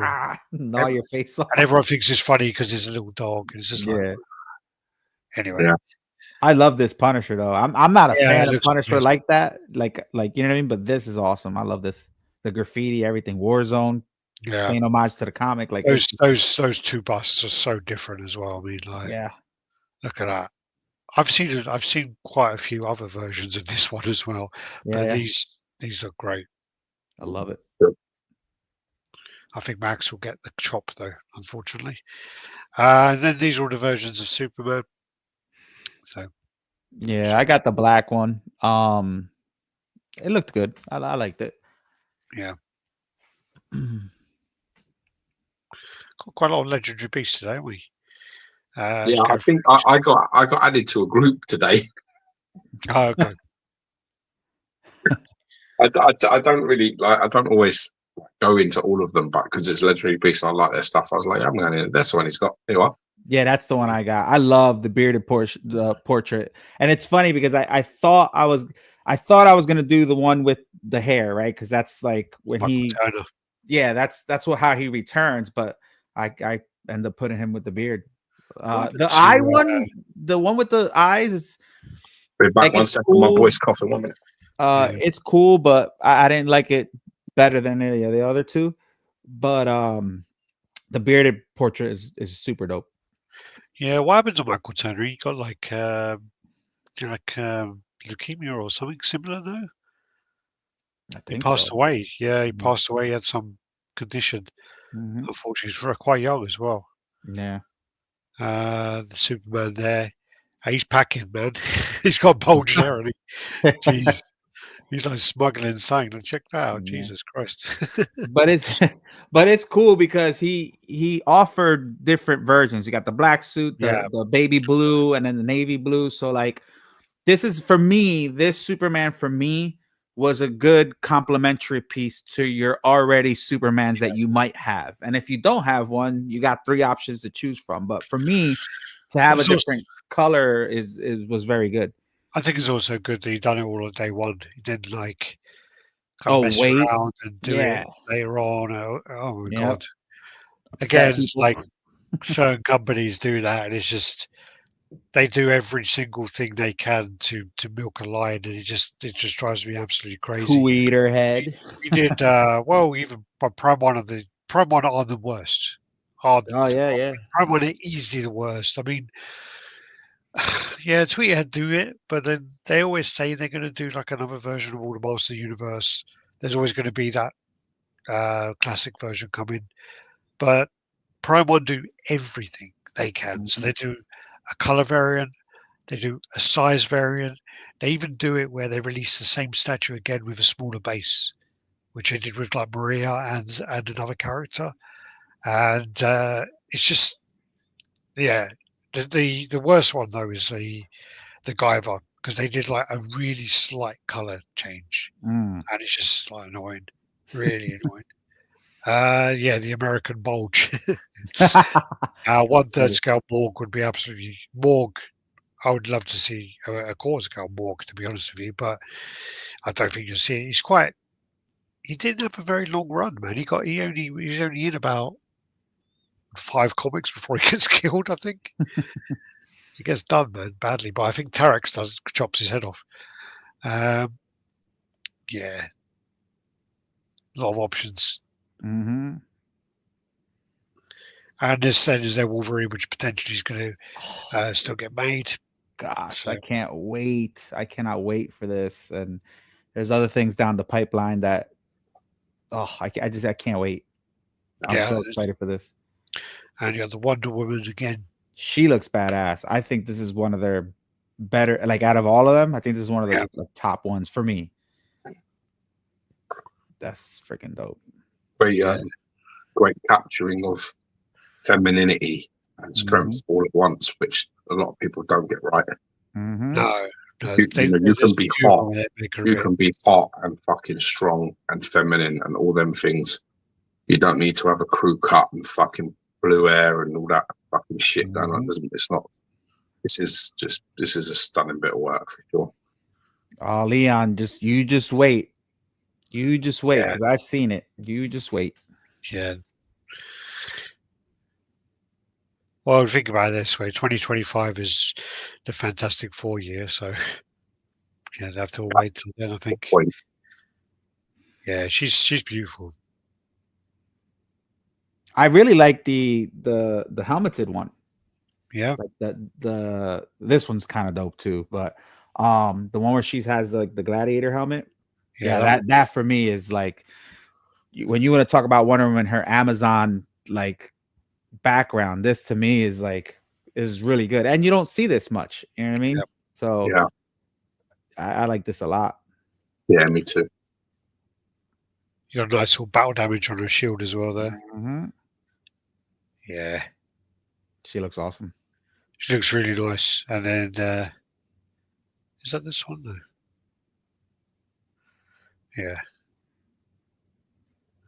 She's got the one with the spear down, spear up, the lasso of truth, and then Sorry, this one's the Flash. The base. So it's got like the clock on the base. Yeah, sorry, I don't know why that's out of place there.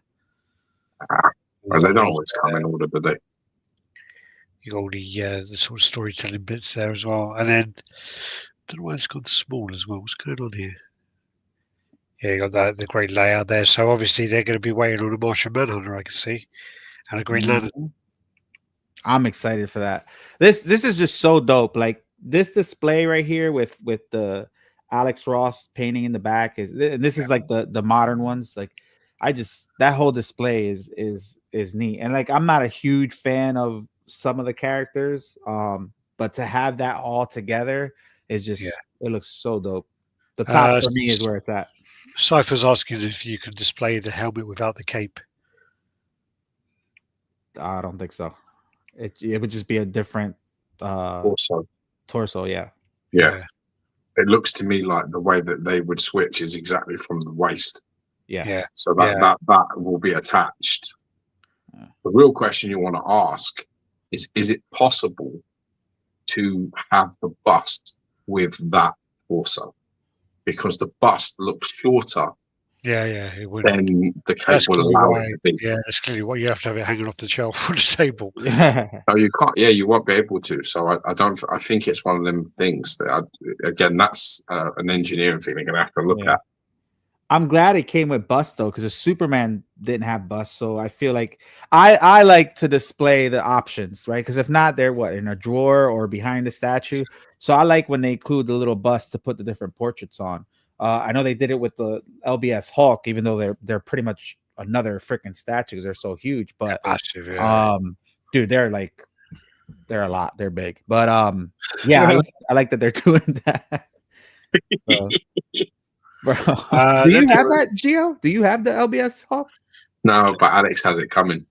Oh, like the one with all the 3 busts, or no? No, I just went Kirby. Okay, I'm not fucking around with all that. Bro, listen, I can't display it, and I can't have it sit in a box, so I can't do it. I just no. Bro, I just went with Kirby. That's it. It's crazy. Like if I were to just buy one, I probably wouldn't do the all 3 because it's a lot. Yeah, they're not tiny at all. So this is the Marvel tease that they've done. So obviously they've got the Giant Man, they got the Wasp there as well. That looks like Black Panther. Yep, that's Black Panther. That looks like Black Widow, and then that looks like Wanda, no? Yeah, I can't remember. I haven't seen Wanda or Vision, to be honest with you, but the Black Panther, I've seen it. I'm so happy that he did Giant Man. I think that's is that gonna sell? Is that gonna sell? That's like a life-size person. I mean, it would have to be a little bit more, because the thing is, like, out of all of them, the tallest is obviously the Hulk. Yeah. So if he's gonna be bigger than the Hulk, that's gonna be a giant piece. But the Hulk is 1 meter high. The Hulk is like 1 meter high, right? And this guy's just towering him. Like, it's like 130, 140 centimeters. Yeah, like I have Thor next to Hulk, and Hulk he's up there. But and he's gonna be able to carry the Wasp like in his hand like this, or she could be posed somewhere else. But oh yeah. Sorry, I couldn't see the hand there. Yeah. I don't know how he's gonna do it or what, but I'm just happy he did him and not just like Ant-Man, like, on a fly or on an ant or something. I like that. That for me is. Are they both Henry Pym? Are they all?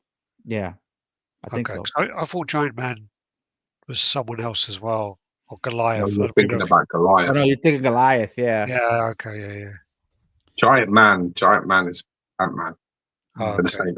Isn't it Hank Pym? No, that's in the movie. Yeah. It's Hank Pym, isn't it? Hank. No, it was Hank Pym. Maybe it is Hank. I can't remember. Yeah. Well, Henry might have been his dad. Yeah. This then is the Mighty Jax and Supercraft Transformers. They've sold over 50% of this, so there's only edition size of 101. The 101 version of it is the competition one, which has got the all singing, all dancing pieces on it. They've done stuff where there's like, I don't quite know the logistics of it, but you can add on extra parts, which is like parts of precious metal. So this actually starts off at $4,000 and it goes up to, I think, $7,000 or $8,000 when you add on all of the bells and whistles. Yes. So like you add on like precious metals as the Transformers and parts of them and things like that, and crystals on the back of the Megatron part. But yeah, there's loads of stuff going on there. Oh God, why is there only one picture? Yeah. So I think there's more pictures coming up. So they're gonna be on my show on Friday. I got to see this in person at New York Comic Con. And it looked really good. Like they took the glass off for me and everything because it was behind glass, so they popped it up.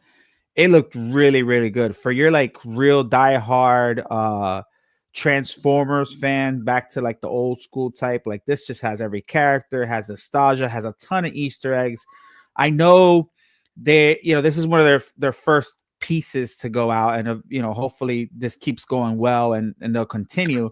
But right now, I think the biggest feedback, especially for us here in the States, is the deposit stuff, because I think right now it's either pay in full with no return policy or 30% down and then final payment. And some people are going to get it and some people are not because of the price. But I think eventually, because I know a lot of people are like upset, but it's like these are the things that they're going to eventually learn to do. And in the future, maybe they'll have either payment plans or have partnered up with somebody who has payment plans in order to get more out. But if you're going to do a price like that, you've got to have a better structure. It's not I think their goal as well is not to have distribution, so they get 100%, like they get all the profit. Yeah, and then that way, they do it that way. But they are offering free worldwide shipping on that. Yeah. Yep. But it's not free, Alex. You've paid 4 to 7 grand, so it ain't free. Well, no, because the other side of it, which you're going to get with that's turning around and saying, that sapphire that sapphire ring you bought, it comes with a box, a free box, for nothing. No, but the point I'm making is you are going to get people who are going to be annoyed, because what's going to happen is you're going to get people who buy this in Singapore, and then you're going to get people who buy this in America. But the people in Singapore are going to be like, well, why are we paying 4,000 when they get free shipping there? So there's going to be that argument, and there's always going to be that sort of argument to it. Yeah. We do have more pictures of this later on. I think this all got mixed up, and I think I put this under Mighty Jackson, and later on the other one's on the Supercraft. Okay. So we can come back to that one anyway. So the Prime one, this one we talked about last week. This is the Alien 3 Dog Alien. This is all from the Prime 1 show that just happened. So this was revealed there. The shit alien film, that. It's a shit alien film, but the Dog Alien is really popular with people. Very popular. But the film is shit. I watched it back like recently. It's not rewatchable. Yeah. It's not. It really isn't. I'd tell you what was a lot better than I remembered was Alien Resurrection. I'm sure it was, but Alien 3, you can't rewatch it. You're like, you go back and you watch it, and you're like, oh, this was really bad. It's why David Finch basically didn't want his name attached to it, and in some versions of it, it says it's directed by, and it gives you a name, and it's not David Finch. And basically, what it is in movies, if the director doesn't want to be associated with it, they give it this name. So it's like a name. Yeah, I can't remember the name now, but. It was a shit show anyway, the whole movie, the whole process. Wouldn't it be cool though if that was your name? Yeah, or everyone that doesn't want to be associated with films was like, and it was your name, like Rob Jones or something, and you were Rob Jones, you'd be like, yeah, I've directed 27 films. Yeah. Like, really? They're all shit though. Yeah. Like, so wait, you work in a warehouse Monday to Saturday and you direct film? Yeah, I'll check my name. I've done 27 films, honestly. Alan Smith is the name? Yeah, Alan Smith. Yeah. That's funny. A very fucking common name. Yeah. That is. There you go, Alan. Yeah. Alan Smithy, yeah. So I knew I actually had that in my. There was something that actually was right in my head for once. Thank you, Stuart. You've actually supported my claim rather than not. You didn't support your claim. You said a name. You didn't say it was. Yeah. Also, I noticed that you're watching on Miguel's channel and not ours. You son of a bitch. We appreciate you. You're so fucking fired, bro. Yeah, he's one of our mods, so he's fired. So this is Dog Alien, and this is the 3rd scale XL. So they've, basically, I don't know whether they're going to do this in another scale then, or they've done it in another scale, because I know they've done the big chap and things in other scales. The Scorched Alien from Alien Romulus coming soon. You must know that. The Scorched Alien. You just watched the film like 2 days ago. Yeah, I did. Fuck me. Scorched Alien. Did they burn an alien? They You've don't seen burn the no film, alien in that. Do they? I don't remember that bit, man. God. I know he's on the RadTitan. Goes, I'm definitely on the RadTitan channel. All right. We're still trying to figure out how this works, so don't get offended. I like Alien 3 because it ended before they could really fuck it up. But like Gio says, when you watch it without rose-coloured glasses, it's a terrible film on its own. It is really bad, and if you watch the regular version of it, it's even worse. If you watch the director's cut, it's a little bit better. There's one guy, there's one thing in it though that's awesome, and that's the preacher guy, black guy. Yeah. He's the shit. Like his acting is shit hot, and he's good. He's she was swapped over. She was swapped over now. Look. It's the big chap. Alien Earth starts. Oh, okay. They've got Alien Earth. 21st November. Yeah, I don't know what actually the Scorched Alien was. I watched the film 2 days ago. You fucking disgust me. This is from the front of the dog alien. They're also doing the Attack on Titan, so this is called Rumbling, and this is kind of the teaser for that. Attack on Titan is fucking weird, man. It's really creepy and really weird. That's right. Yeah, that's that. That's going to be a diorama like that. Ooh. That's so bizarre. Damn. It's too creepy for me, man. Yeah, they're also going to do another Zod. So Legacy Art Zod statue. I want the Final Fantasy pieces, Prime Tees. Suppose they're going to be on sale Square Enix website. Well, I mean, we'll get onto those as well, but they ain't going to be cheap. While you're here and you haven't done already, don't forget to thumbs up and hit the button. Thanks. Yes, Nelson's our guy. He's one who always mentions this. We always forget. My friend actually owns a few screen used outfits from it too. They were dirt cheap. Guess why? Yeah. The Scorched Alien is the one that catches her when she's falling. Oh, okay. Oh, yeah. Okay. I remember the big check at Scorched Ripley outside. No, it's not. It's not from. It's from Romulus. Yeah, it's from the new one. Yeah, you're wrong, buddy. Yeah, no, I know who he is now. Thanks, Stuart. If thanks, this is insane. James from throwing me off there. Yeah, this is the Berserk. This is Batman Berserk Dark Ages. So this is the kind of back side of that, and then that's for fuck's sake, I messed up all these fucking pictures. Well, there was a video of them putting it together. I had like a fucking 100 parts of it. Yeah, but like the presence of the I'm not a fan of that type of Batman whatsoever, but like I appreciated this so much because not only was it huge, but when the axe that he has, the blood is what's they're using to hold up. That's blood there. I know it's not in color, but once we get the picture on the other side, this thing is massive, but it is so full of details. For me, this I think stole the show out of all of them. I'm not like really big into anime or any of that stuff, but this I thought was really cool, even though I would never get this. But I thought this was awesome. Well, again, Berserk's fucking messed up as well. Yeah. Imagine Batman Berserk. That's double fucked. Yeah. You got the cave troll they're working on. This is cool too. Yeah, this is another cool one. It's just so big, man. So it's so big. These are then the cyberpunk pieces. So they did show these. So you got Rebecca, Lucy, David, and then they kind of come out with like a diorama. Yeah. Not played Cyberpunk yet. It's on my list of things to do, but I haven't got around to it. You got Darkseid there as well. I thought this was fan art, you know. Did you? Yeah, I posted this as fan art because with all the heads and shit, and I was like, "This is fan art." I think it's promo, isn't it?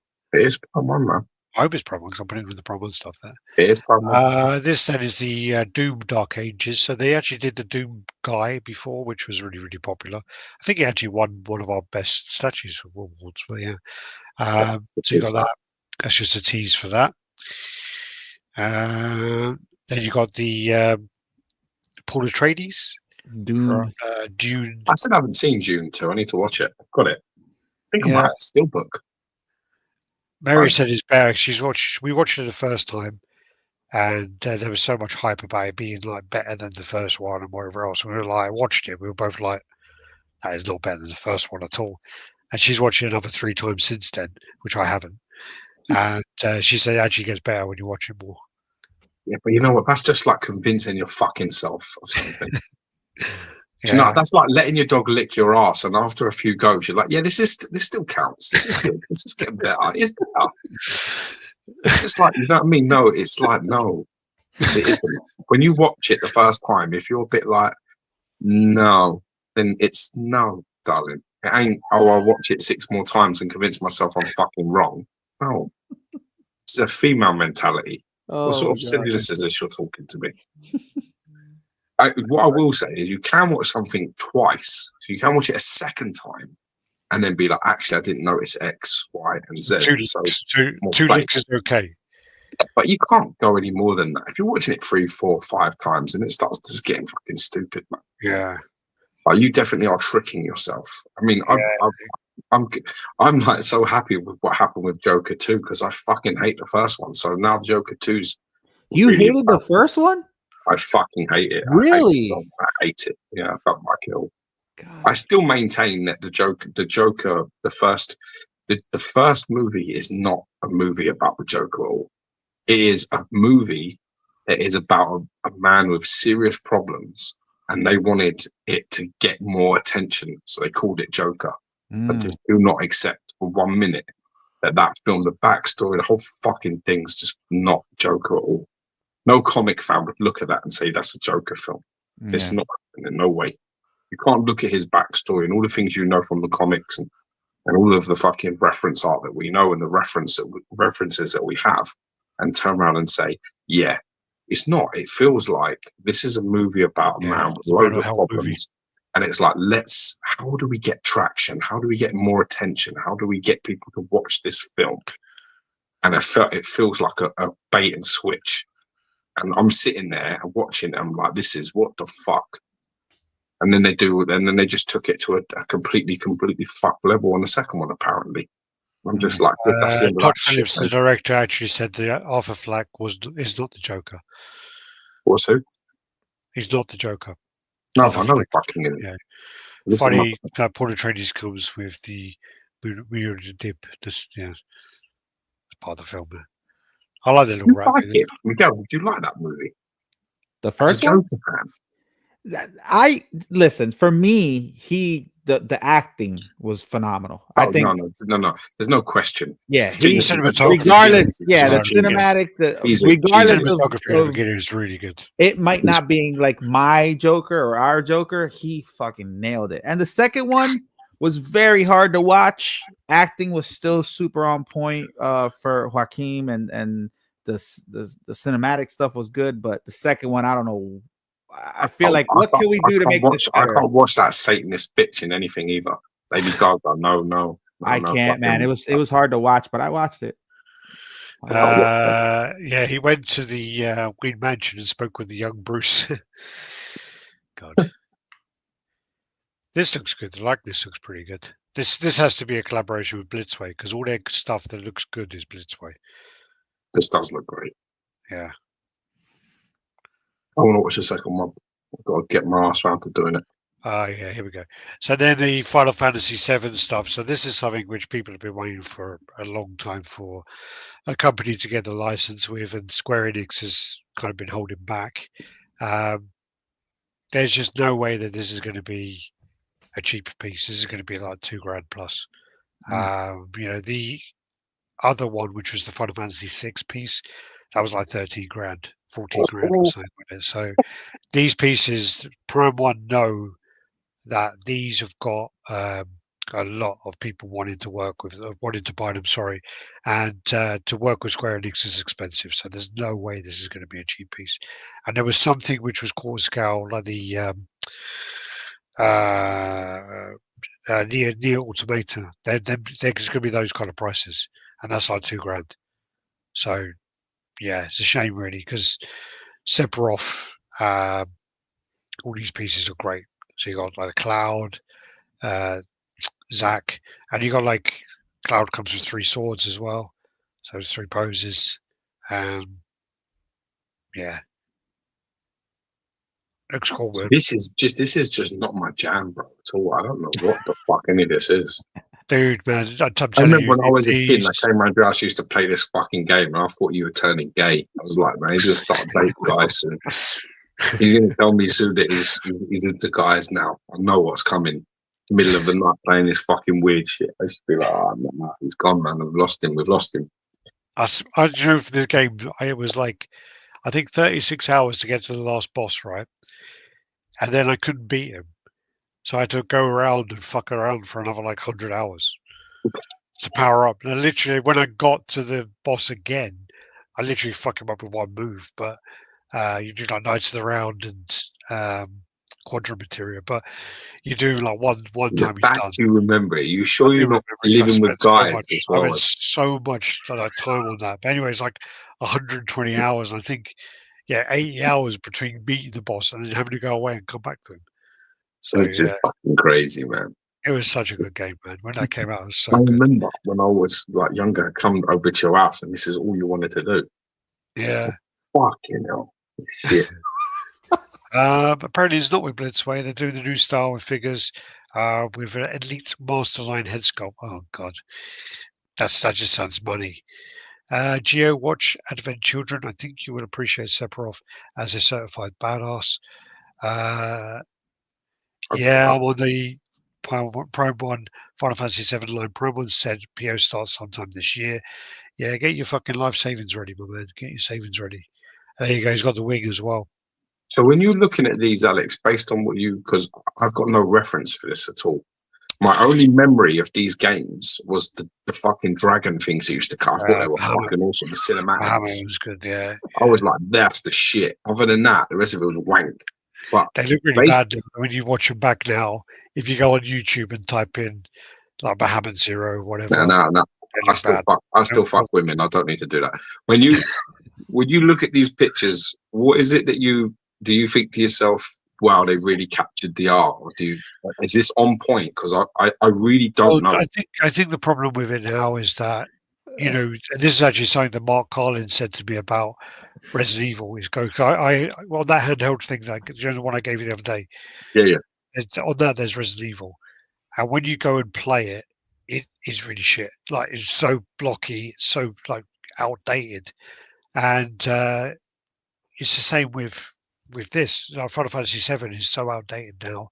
When they have the cutscenes, Square Enix had the best cutscenes at that time, so they looked absolutely amazing. So yeah, they did look good, but now this looks more like the new version, like they've done Final Fantasy Rebirth 7. Okay, and it does look more like that, to be honest with you. You're not tempted at all? No, not at all. They're going to be really, really expensive, and I'm not even going to humor that. What about you, Miguel? Did you miss this? Or were you too busy with other things too?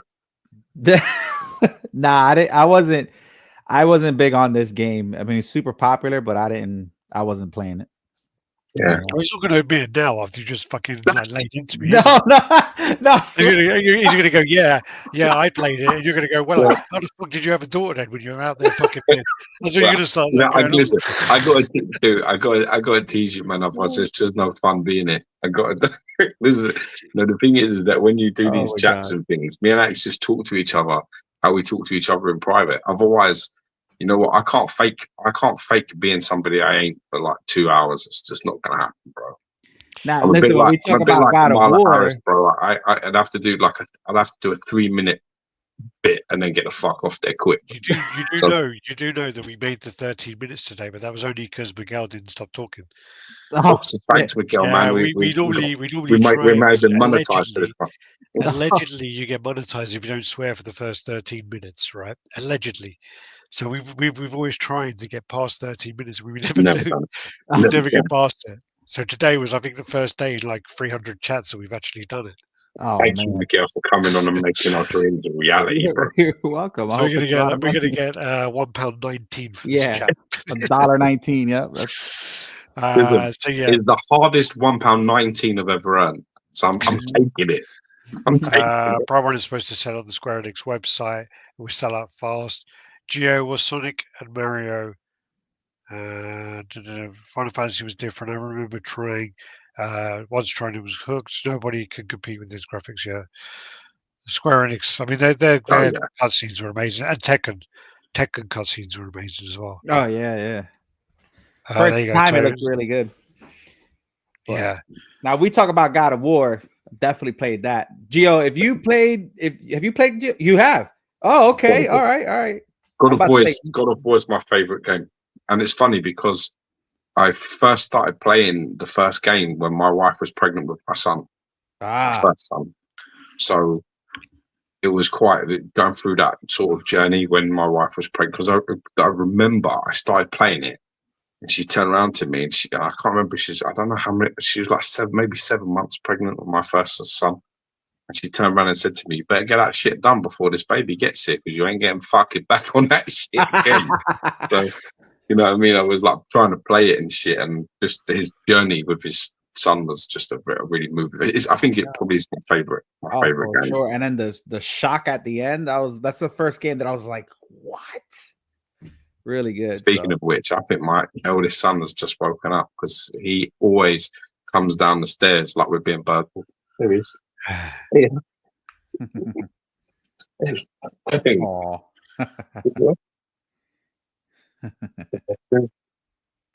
That's awesome. Okay. I can imagine Gio in the house just saying, "Boy." So he did that for a while when little Georgie was like younger. He'd be like, "Boy." He kept doing it. Boy.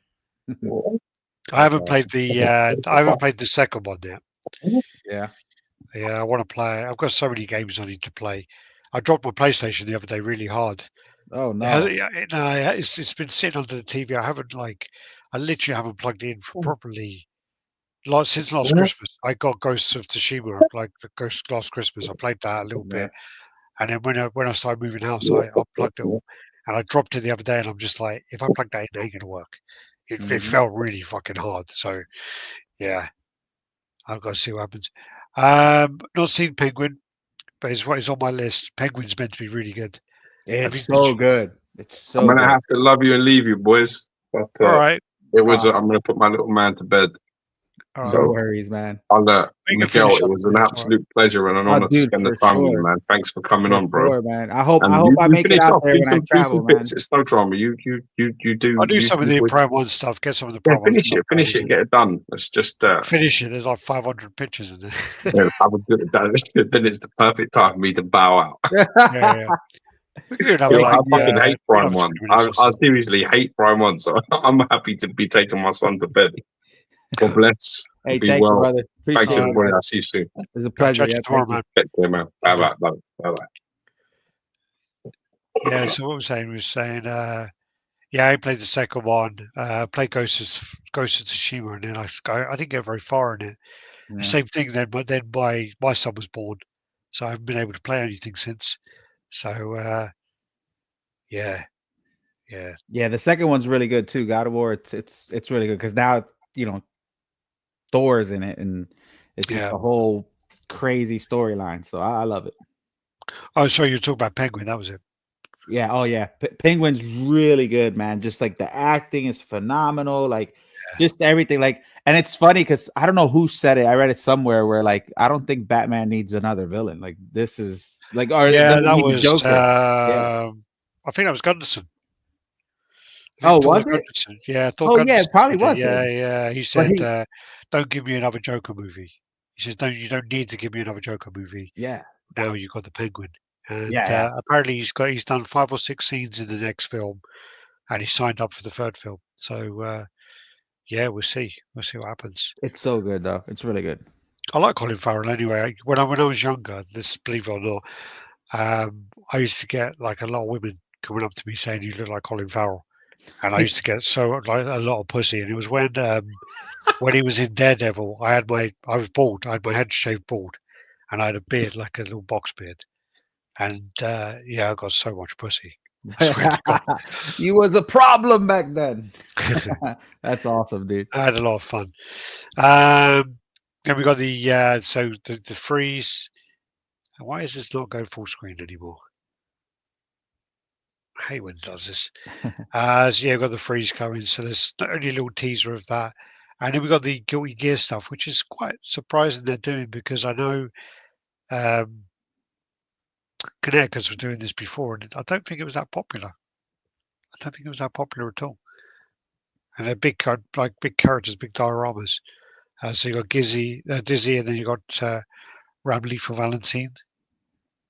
So Guilty Gear, God of War. This is part of their master line with the that's cool, better head sculpts and whatever else. Which, yeah, I saw the Pure Arts half scale Geralt. Did you see? Did they have that in New York? Oh yes, I'm sorry. Yeah, I actually got video on it. Yes, yeah. At first, yeah, so there's all the silicon and stuff. That looks really cool. That and then they had the Assassin's one as well. Yeah, they're in London. In October, they're in London. They just come from New York. Oh yeah, so probably had all the same bits. But I was talking to Big Dad. I was talking to him there. Have you seen him in his Superman cosplay? He's like spot on. Yeah. Really I've seen something online. Yeah. Alex, whereas Connecticut's are based in Singapore, so yeah. But I think they've kind of dissolved into Ajax now. So their last pieces was the Infinity. I forgot his name now. God, the Omni-Man and Invincible. They were the last pieces they've done. So yeah, God of War. This looks great. Yeah, it looks really good. That's not going to be cheap. No, I don't think any of these are going to be. No, Prime One just they just charge the maximum price. Like whenever you get like a sideshow piece, or even sometimes you'll get an XM piece, or sometimes like another company, you'll get the price, and you'll be like, oh, okay, that's a surprise. Prime One is always like, damn it, yeah, okay, I'm not. It's too expensive. Yeah, I bought my only piece on pre-order actually is a Prime One piece, and part of me is regretting it as well because of the fact that it's like it's going to cost me about dollars, like $1,800 to $2,000 to get this piece in, and it's like it's like a little quarter scale woman, and I'm just like, this shouldn't be that expensive. Really shouldn't be that expensive. It's the Alita Rusty Angel. Oh, Alita, yeah. So this looks good though. It looks really good. I need to get on that game. I need to play it. You do. It's really good because of this right here. Because of this. Yeah. This just storyline is insane. I love it, man. It's so good. The girl I was dating when I was playing the God of War, because she was Swedish.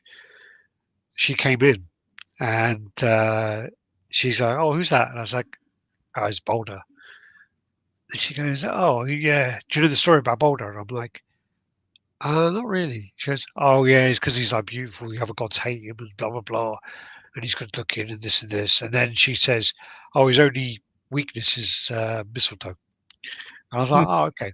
So as soon as he got those fucking arrows, I was like, okay, I know. Spoiler alert. She's already told me what they're for. So, Guilty Gear, let's go. How much do you think it's going to be?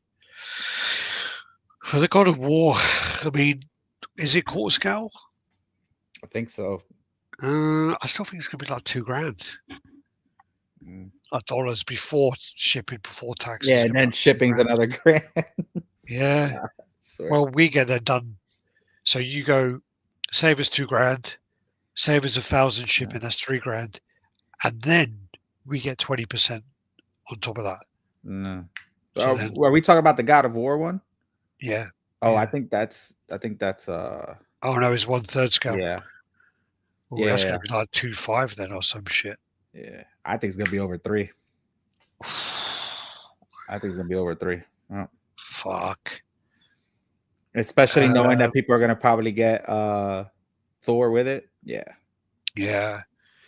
Then you got the jury, it says quarter scale. These look quite nice. We saw the Cami last week. It did actually look quite nice.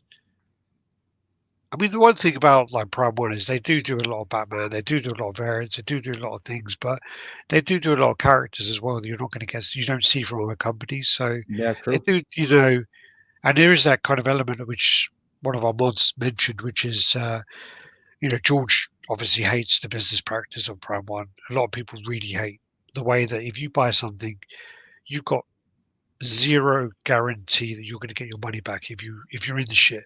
It's not that it's not necessarily you're going to buy something to get your money back or anything else or to flip it.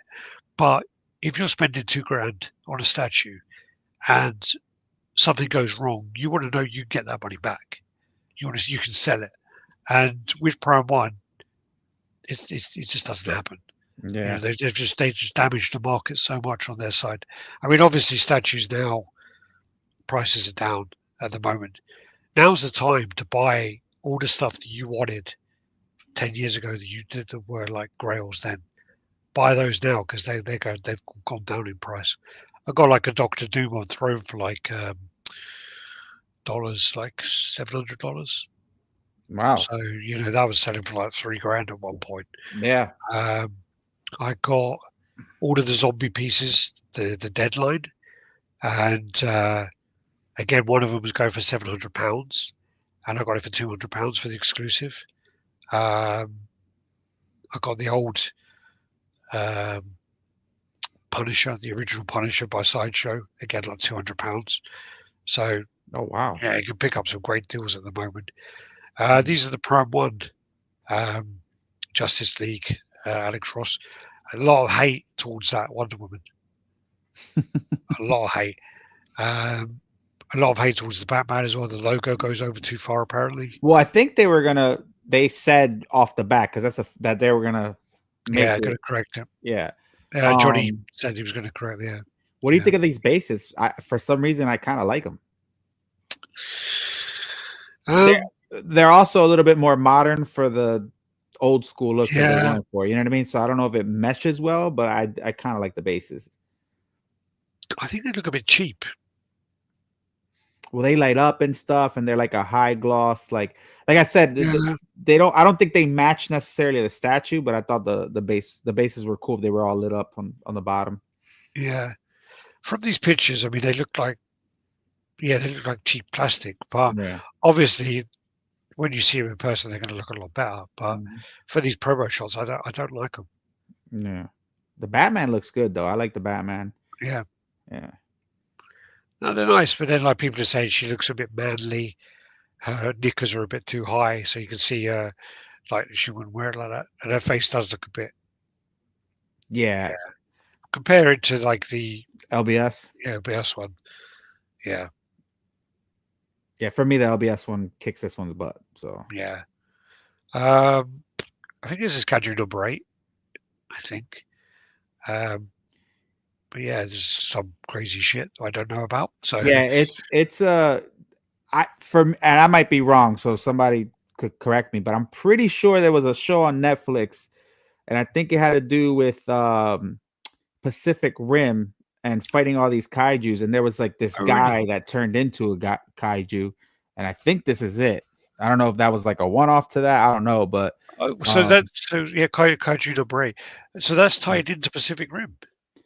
I just remember watching a Pacific Rim anime on Netflix. It might still be on, and they're just fighting a bunch of kaiju. And then there was one that it was like a guy that turned into a kaiju that looked like that. I don't know if it's the same one. I don't know if there's multiple of them, but yeah, it's just different. Barry Keoghan is rumored to be the next variant of the Joker in the Batman movie. Was he the one in the cell in the end of the Batman? I think that was him. Had it confirmed by Prime 1 that Superman and Batman will be come with sculpted and soft goods capes in the same box. No need to double dip like the Batman Hush. I take it these 1/4 scale don't take up much room. Yeah. Okay. Then this is the Attack on Titan piece, which has been out already. So that's Levi and I can't remember what Titan is. This one I think is so fucking. I mean, again, I'm a massive fan of Ninja Scroll. I love it, and this is Jubei versus Desai, and I think this looks fantastic. Yeah, look at that. That's so cool. Yeah, because he throws a shuriken in his eye. So that's one on the left. But the problem is, like, the one on the left and the one on the right have got the same mouth. And it's just that eye that's different. And then the one in the middle, he's squinting, but he hasn't got the blood. And I don't know, it's just sometimes their variation in heads are just not that much different. You know what I mean? Yeah. So, like, that one, the first one and the last one are the same apart from that eye. Mm-hmm. But then that mouth turn, I don't know. I just think it's just not much different. But I think this piece is really cool. It's expensive, but I think it's kind of worth it because you're getting two characters and it doesn't meet at all. So I'd be tempted. And is the base cracked? Ah, that's dope. I didn't realize that. Yeah, that's cracked. Yeah, because have you seen Ninja Scroll? No, I know nothing about it. Oh, yeah, so like he kind of does when he attacks him, the guy, the ninja guy, he kind of does like a thing with his sword where he does that, and then there's like a power like goes out, and then you see the ricochet of the flame kind of goes up. So that's kind of what's happening there across his back and on the base, and it's cracked as well. Yeah, that's cool. Is this a long series? Like, is it on Netflix? There is a series of it, but there is a movie, like a 2-hour movie or so. Which one's better? I haven't seen the series. I've only seen the movie. Yeah, I've only seen the movie. Definitely worth watching. It's probably from our childhood anyway. I mean, Ninja Scroll is the one that probably holds up the most, and it has the least amount of rapey stuff happening. Most of the animes always have a weird rapey stuff. Some crazy stuff. Yeah. It has rapey stuff, but just not as much as some of the others. Yeah. Oh, see, Leon said it was an anime about a kaiju, and Hibino becomes the kaiju number 8. Yep. Oh, okay. I remember. See, so maybe it was a kaiju anime versus a Pacific Rim. Oh, Dog Eater. Will the Dog Alien do have a price yet? No, not yet, so. But again, that was next to the presenter, and it's big. It's 1/3 scale anyway. It's called 1/3 scale XL, so that's going to be XL price. I'm telling you, extra big. Because I think this one for the Dulux of this, I think is £1,700, which I don't think is like terrible, considering how much I'm paying. Yeah. Considering how much I'm paying for this fucking Elite art, that doesn't seem that bad. But I'm not getting it. I can't. I've got a custom Jubei, and the guy actually did do the Tasai as well, but he did like a massive piece. These are sketches that were in the gallery. So little sketches there. So you've got the Predator 2 Elder. So that's coming from the end of Predator 2. He comes in. The funny thing about this, though, is Sideshow did actually start to do an Elder bust, and then it never got released. I don't think they had enough traction on it, so they cancelled that. I'm so glad I didn't go down this rabbit hole, though, because they got so many Predators, and some of them are like really, really, really good. Yeah, the Sea Hunter. No, not Sea Hunter. The Jungle Hunter. Sorry. The Jungle Hunter is dope. That's one of my favorite ones. Yeah. Yeah. What's the cover one? There's a Prime one, something cover art, something. That one's really good. Yeah, that one's good. And what's the other one? Like the King one, the one where he's like super, like way bigger. That one's pretty dope too. Berserk. No, isn't it? No, it's not Berserk. It's like the Berserker one. That one's maybe, yeah. It's really big. Yeah. There's loads of them, but there's so many of them. Again, I would only get the Jungle Hunter one. The Jungle, yeah. The one that comes with the Scar. There you go. That's Scar. That's from AVP. The Scar and the Wolf. The Sideshow Wolf was really nice. Sideshow Wolf Predator. What did you think of this movie? I liked it. I mean, it's not my Predator is the one with Arnold, obviously, right? Yeah. But I liked it. I thought it was dope. It's funny he had his little war paint on. We watched this live. I never do watch parties for anything, and my guys wanted to do it for this one, so we did it. And I just started going off on the war paint on the guy, and I thought it was funny. But the movie was good. I liked it. I thought it was really well done. You know, especially after so many variations of Predator and stuff. I think it was really good. I thought they did because of Prey. Have you seen Romulus? Yeah. I've seen it. Did you like Romulus? Yeah, I liked it. I think what they did was they kind of took away from Prey, and they were like, what worked with Prey, what didn't work, why was that popular? And I think they kind of went away and kind of focused on the things which were kind of important. So like they went away, and with Prey, it was like they had all these like references, because obviously it's a rip-off of number one. She's there, she's like, you know, she says, there's the lines. I think she even says, if it bleeds, we can kill it. And you know, they have all these like nostalgia moments where people who were big on the movie are like, oh my god, yeah, that. And they did that in like Romulus, where there's like a few points where, you know, she comes out the lift and she's got the gun, and you're like, oh, that's the Aliens poster. You know, then there's a bit where the Scorched Alien, I know now, like screams in her face, and you're like, oh, that's Alien 3, and or maybe Aliens as well. But you know, he's got these like little bits where she's got her shoes on, and it just has all that nostalgia. And I think they did a really good job of the balance of Romulus. The end part gets a bit much, and I was currently surprised by it, because I hadn't seen any spoilers, and I was a bit like, holy shit, okay. And the CG for the Ian Holmes character, I think that was terrible. But yeah, I still enjoyed it. Yeah, they're dope. Leon and Resident Evil 4. So this, again, is another game I absolutely love. I think this was one of those moments where Resident Evil 4 was coming out, and they were like, yeah, we're going to make a Resident Evil game with no zombies. And everyone was like, sorry, what?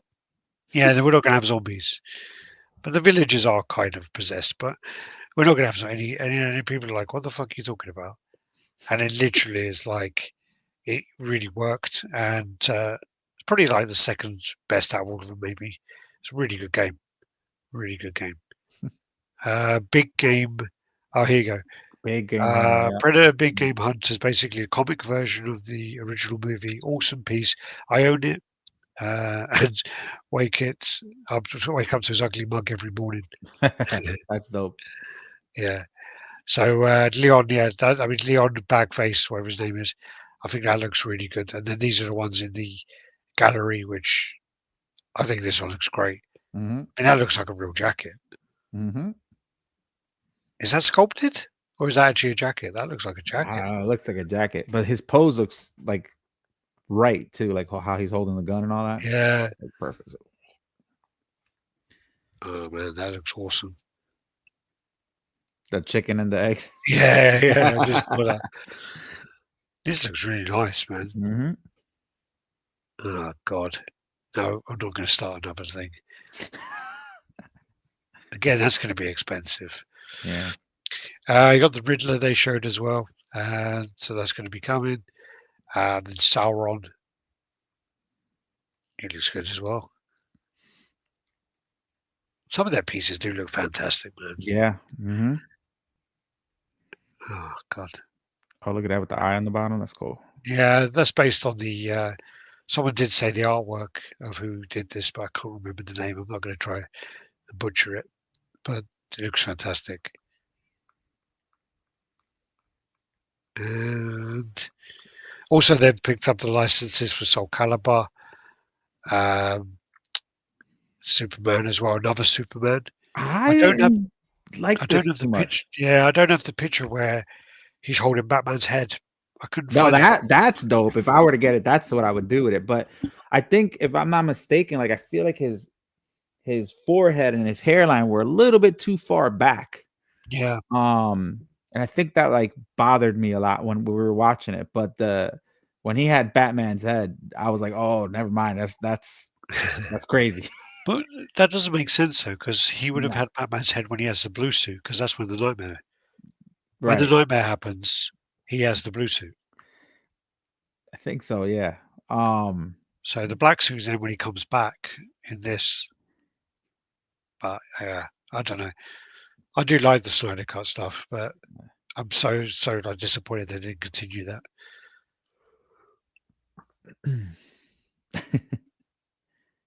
We got like a guy, Stuart Murray's a big Superman fan. He's definitely picking this up as well. Nice. They've also got the SNK line, so I wonder where they're going to go with that. Whether they're going to go like Fatal Fury, Samurai Showdown, Fatal Fury, Metal Slugs as well. Loads of great games there. Treebeard, Quarter Scale. I don't know if that's going to be true Quarter Scale because Treebeard is like 20 foot tall. Yeah. Or more. He's probably like 30 foot tall. So that ain't going to be Quarter Scale, is it? I don't know. I know that. Oh, sorry, there's that fucking picture. God damn it. Dude, this was crazy. Like, look at the base alone, and like the blood holding up the axe, like just the way they designed this, like they really thought of how to nail it without it like having any like leaning weird issues. Or because imagine if they didn't have that blood holding up that axe. It's dope. I can't wait to see this in color. Like at least they've learned from their mistakes in the past. Yeah. That's the thing, you know. So yeah, look at his claw as well. He's got the Predator claw.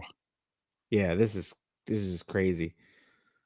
That's and ridiculous. There's a video of them building it, and it just like that wow factor when they were building. I was like, oh crap, this thing is massive. It's crazy. I saw the. I haven't seen the video of the actual convention. I've only seen of the showcase.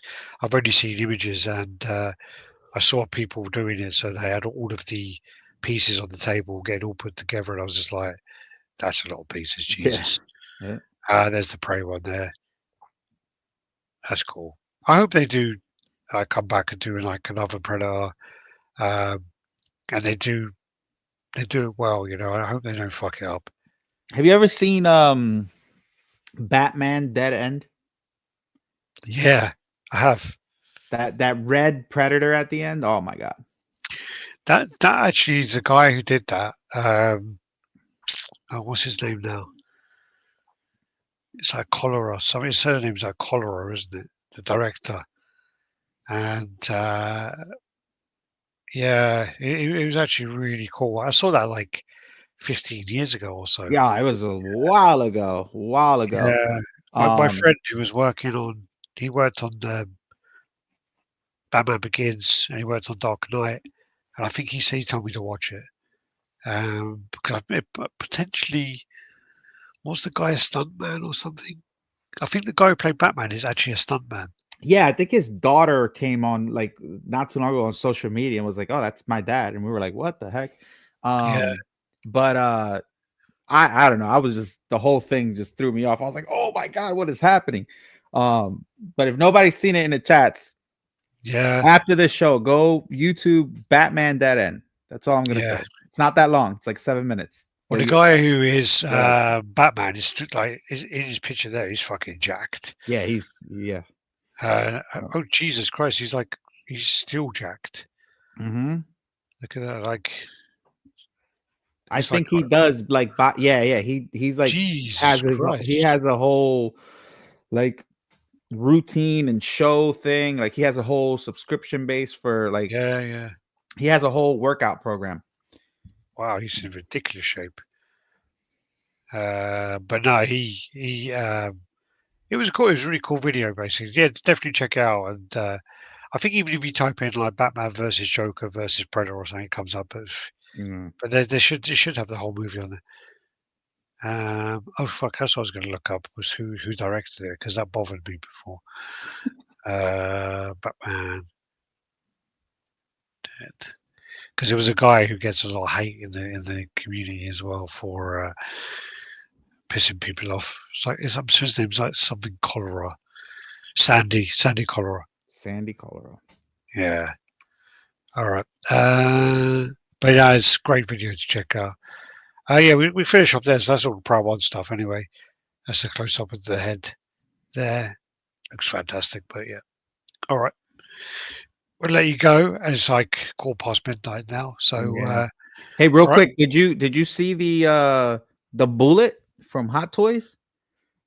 Yeah, only just like before I came on the chat. So yeah, it just like it released this morning, but I thought that was, I mean, it came out of the blue, but I don't know, I think that's cool. I might be getting that. Oh yeah, yeah. No, it looks great. I mean, yeah, I saw the pictures of it, and it's 6 scale, so that's going to be really big. It's going to be massive. I mean, how big is your display room? That's my entire basement. And how big is your basement? I mean, we don't have basements here, really. Oh, you don't? That's right. It's basically the size of the house. Yeah. Like, so you know how upstairs you'll have your living room, your kitchen, and whatever rooms. Yeah. So it's that whole thing, but on the bottom, mine's like an L because I have a garage attached. So yeah, it's pretty big. But I'm also like expanded to my living room and like it's everywhere. My living room right now, I'm telling you what, give me like a month or so, you're gonna see a video I came out with. I did my living room all Star Wars and my kitchen into my dining room, and it came out pretty. I'm really happy about it. So yeah. But if we have basements here, we don't have them like that because our houses are built differently. So we would literally only have like one room, like literally one little room downstairs. That was all you would have. Yeah. And it would only be like, I don't know, 12 feet by 12 feet. It wouldn't be that big. Yeah. But yeah, in America, I mean, like, I know like Jem, he bought that house and he had 2,000 square foot basement. And was just like, dude, that's like the same as my fucking house. Like my house is like 3 floors. So like ground, first, second. And I think it's 2,000 square feet. That was his fucking basement. And I'm like, Jesus Christ. Well, and the same as one of our mods, he just got a new house. Same thing. His basement is like huge. And he shows me the floor plan. I'm like, how do you have such big basements? You know, we just don't do that here. Because we have like the foundations that they're done differently.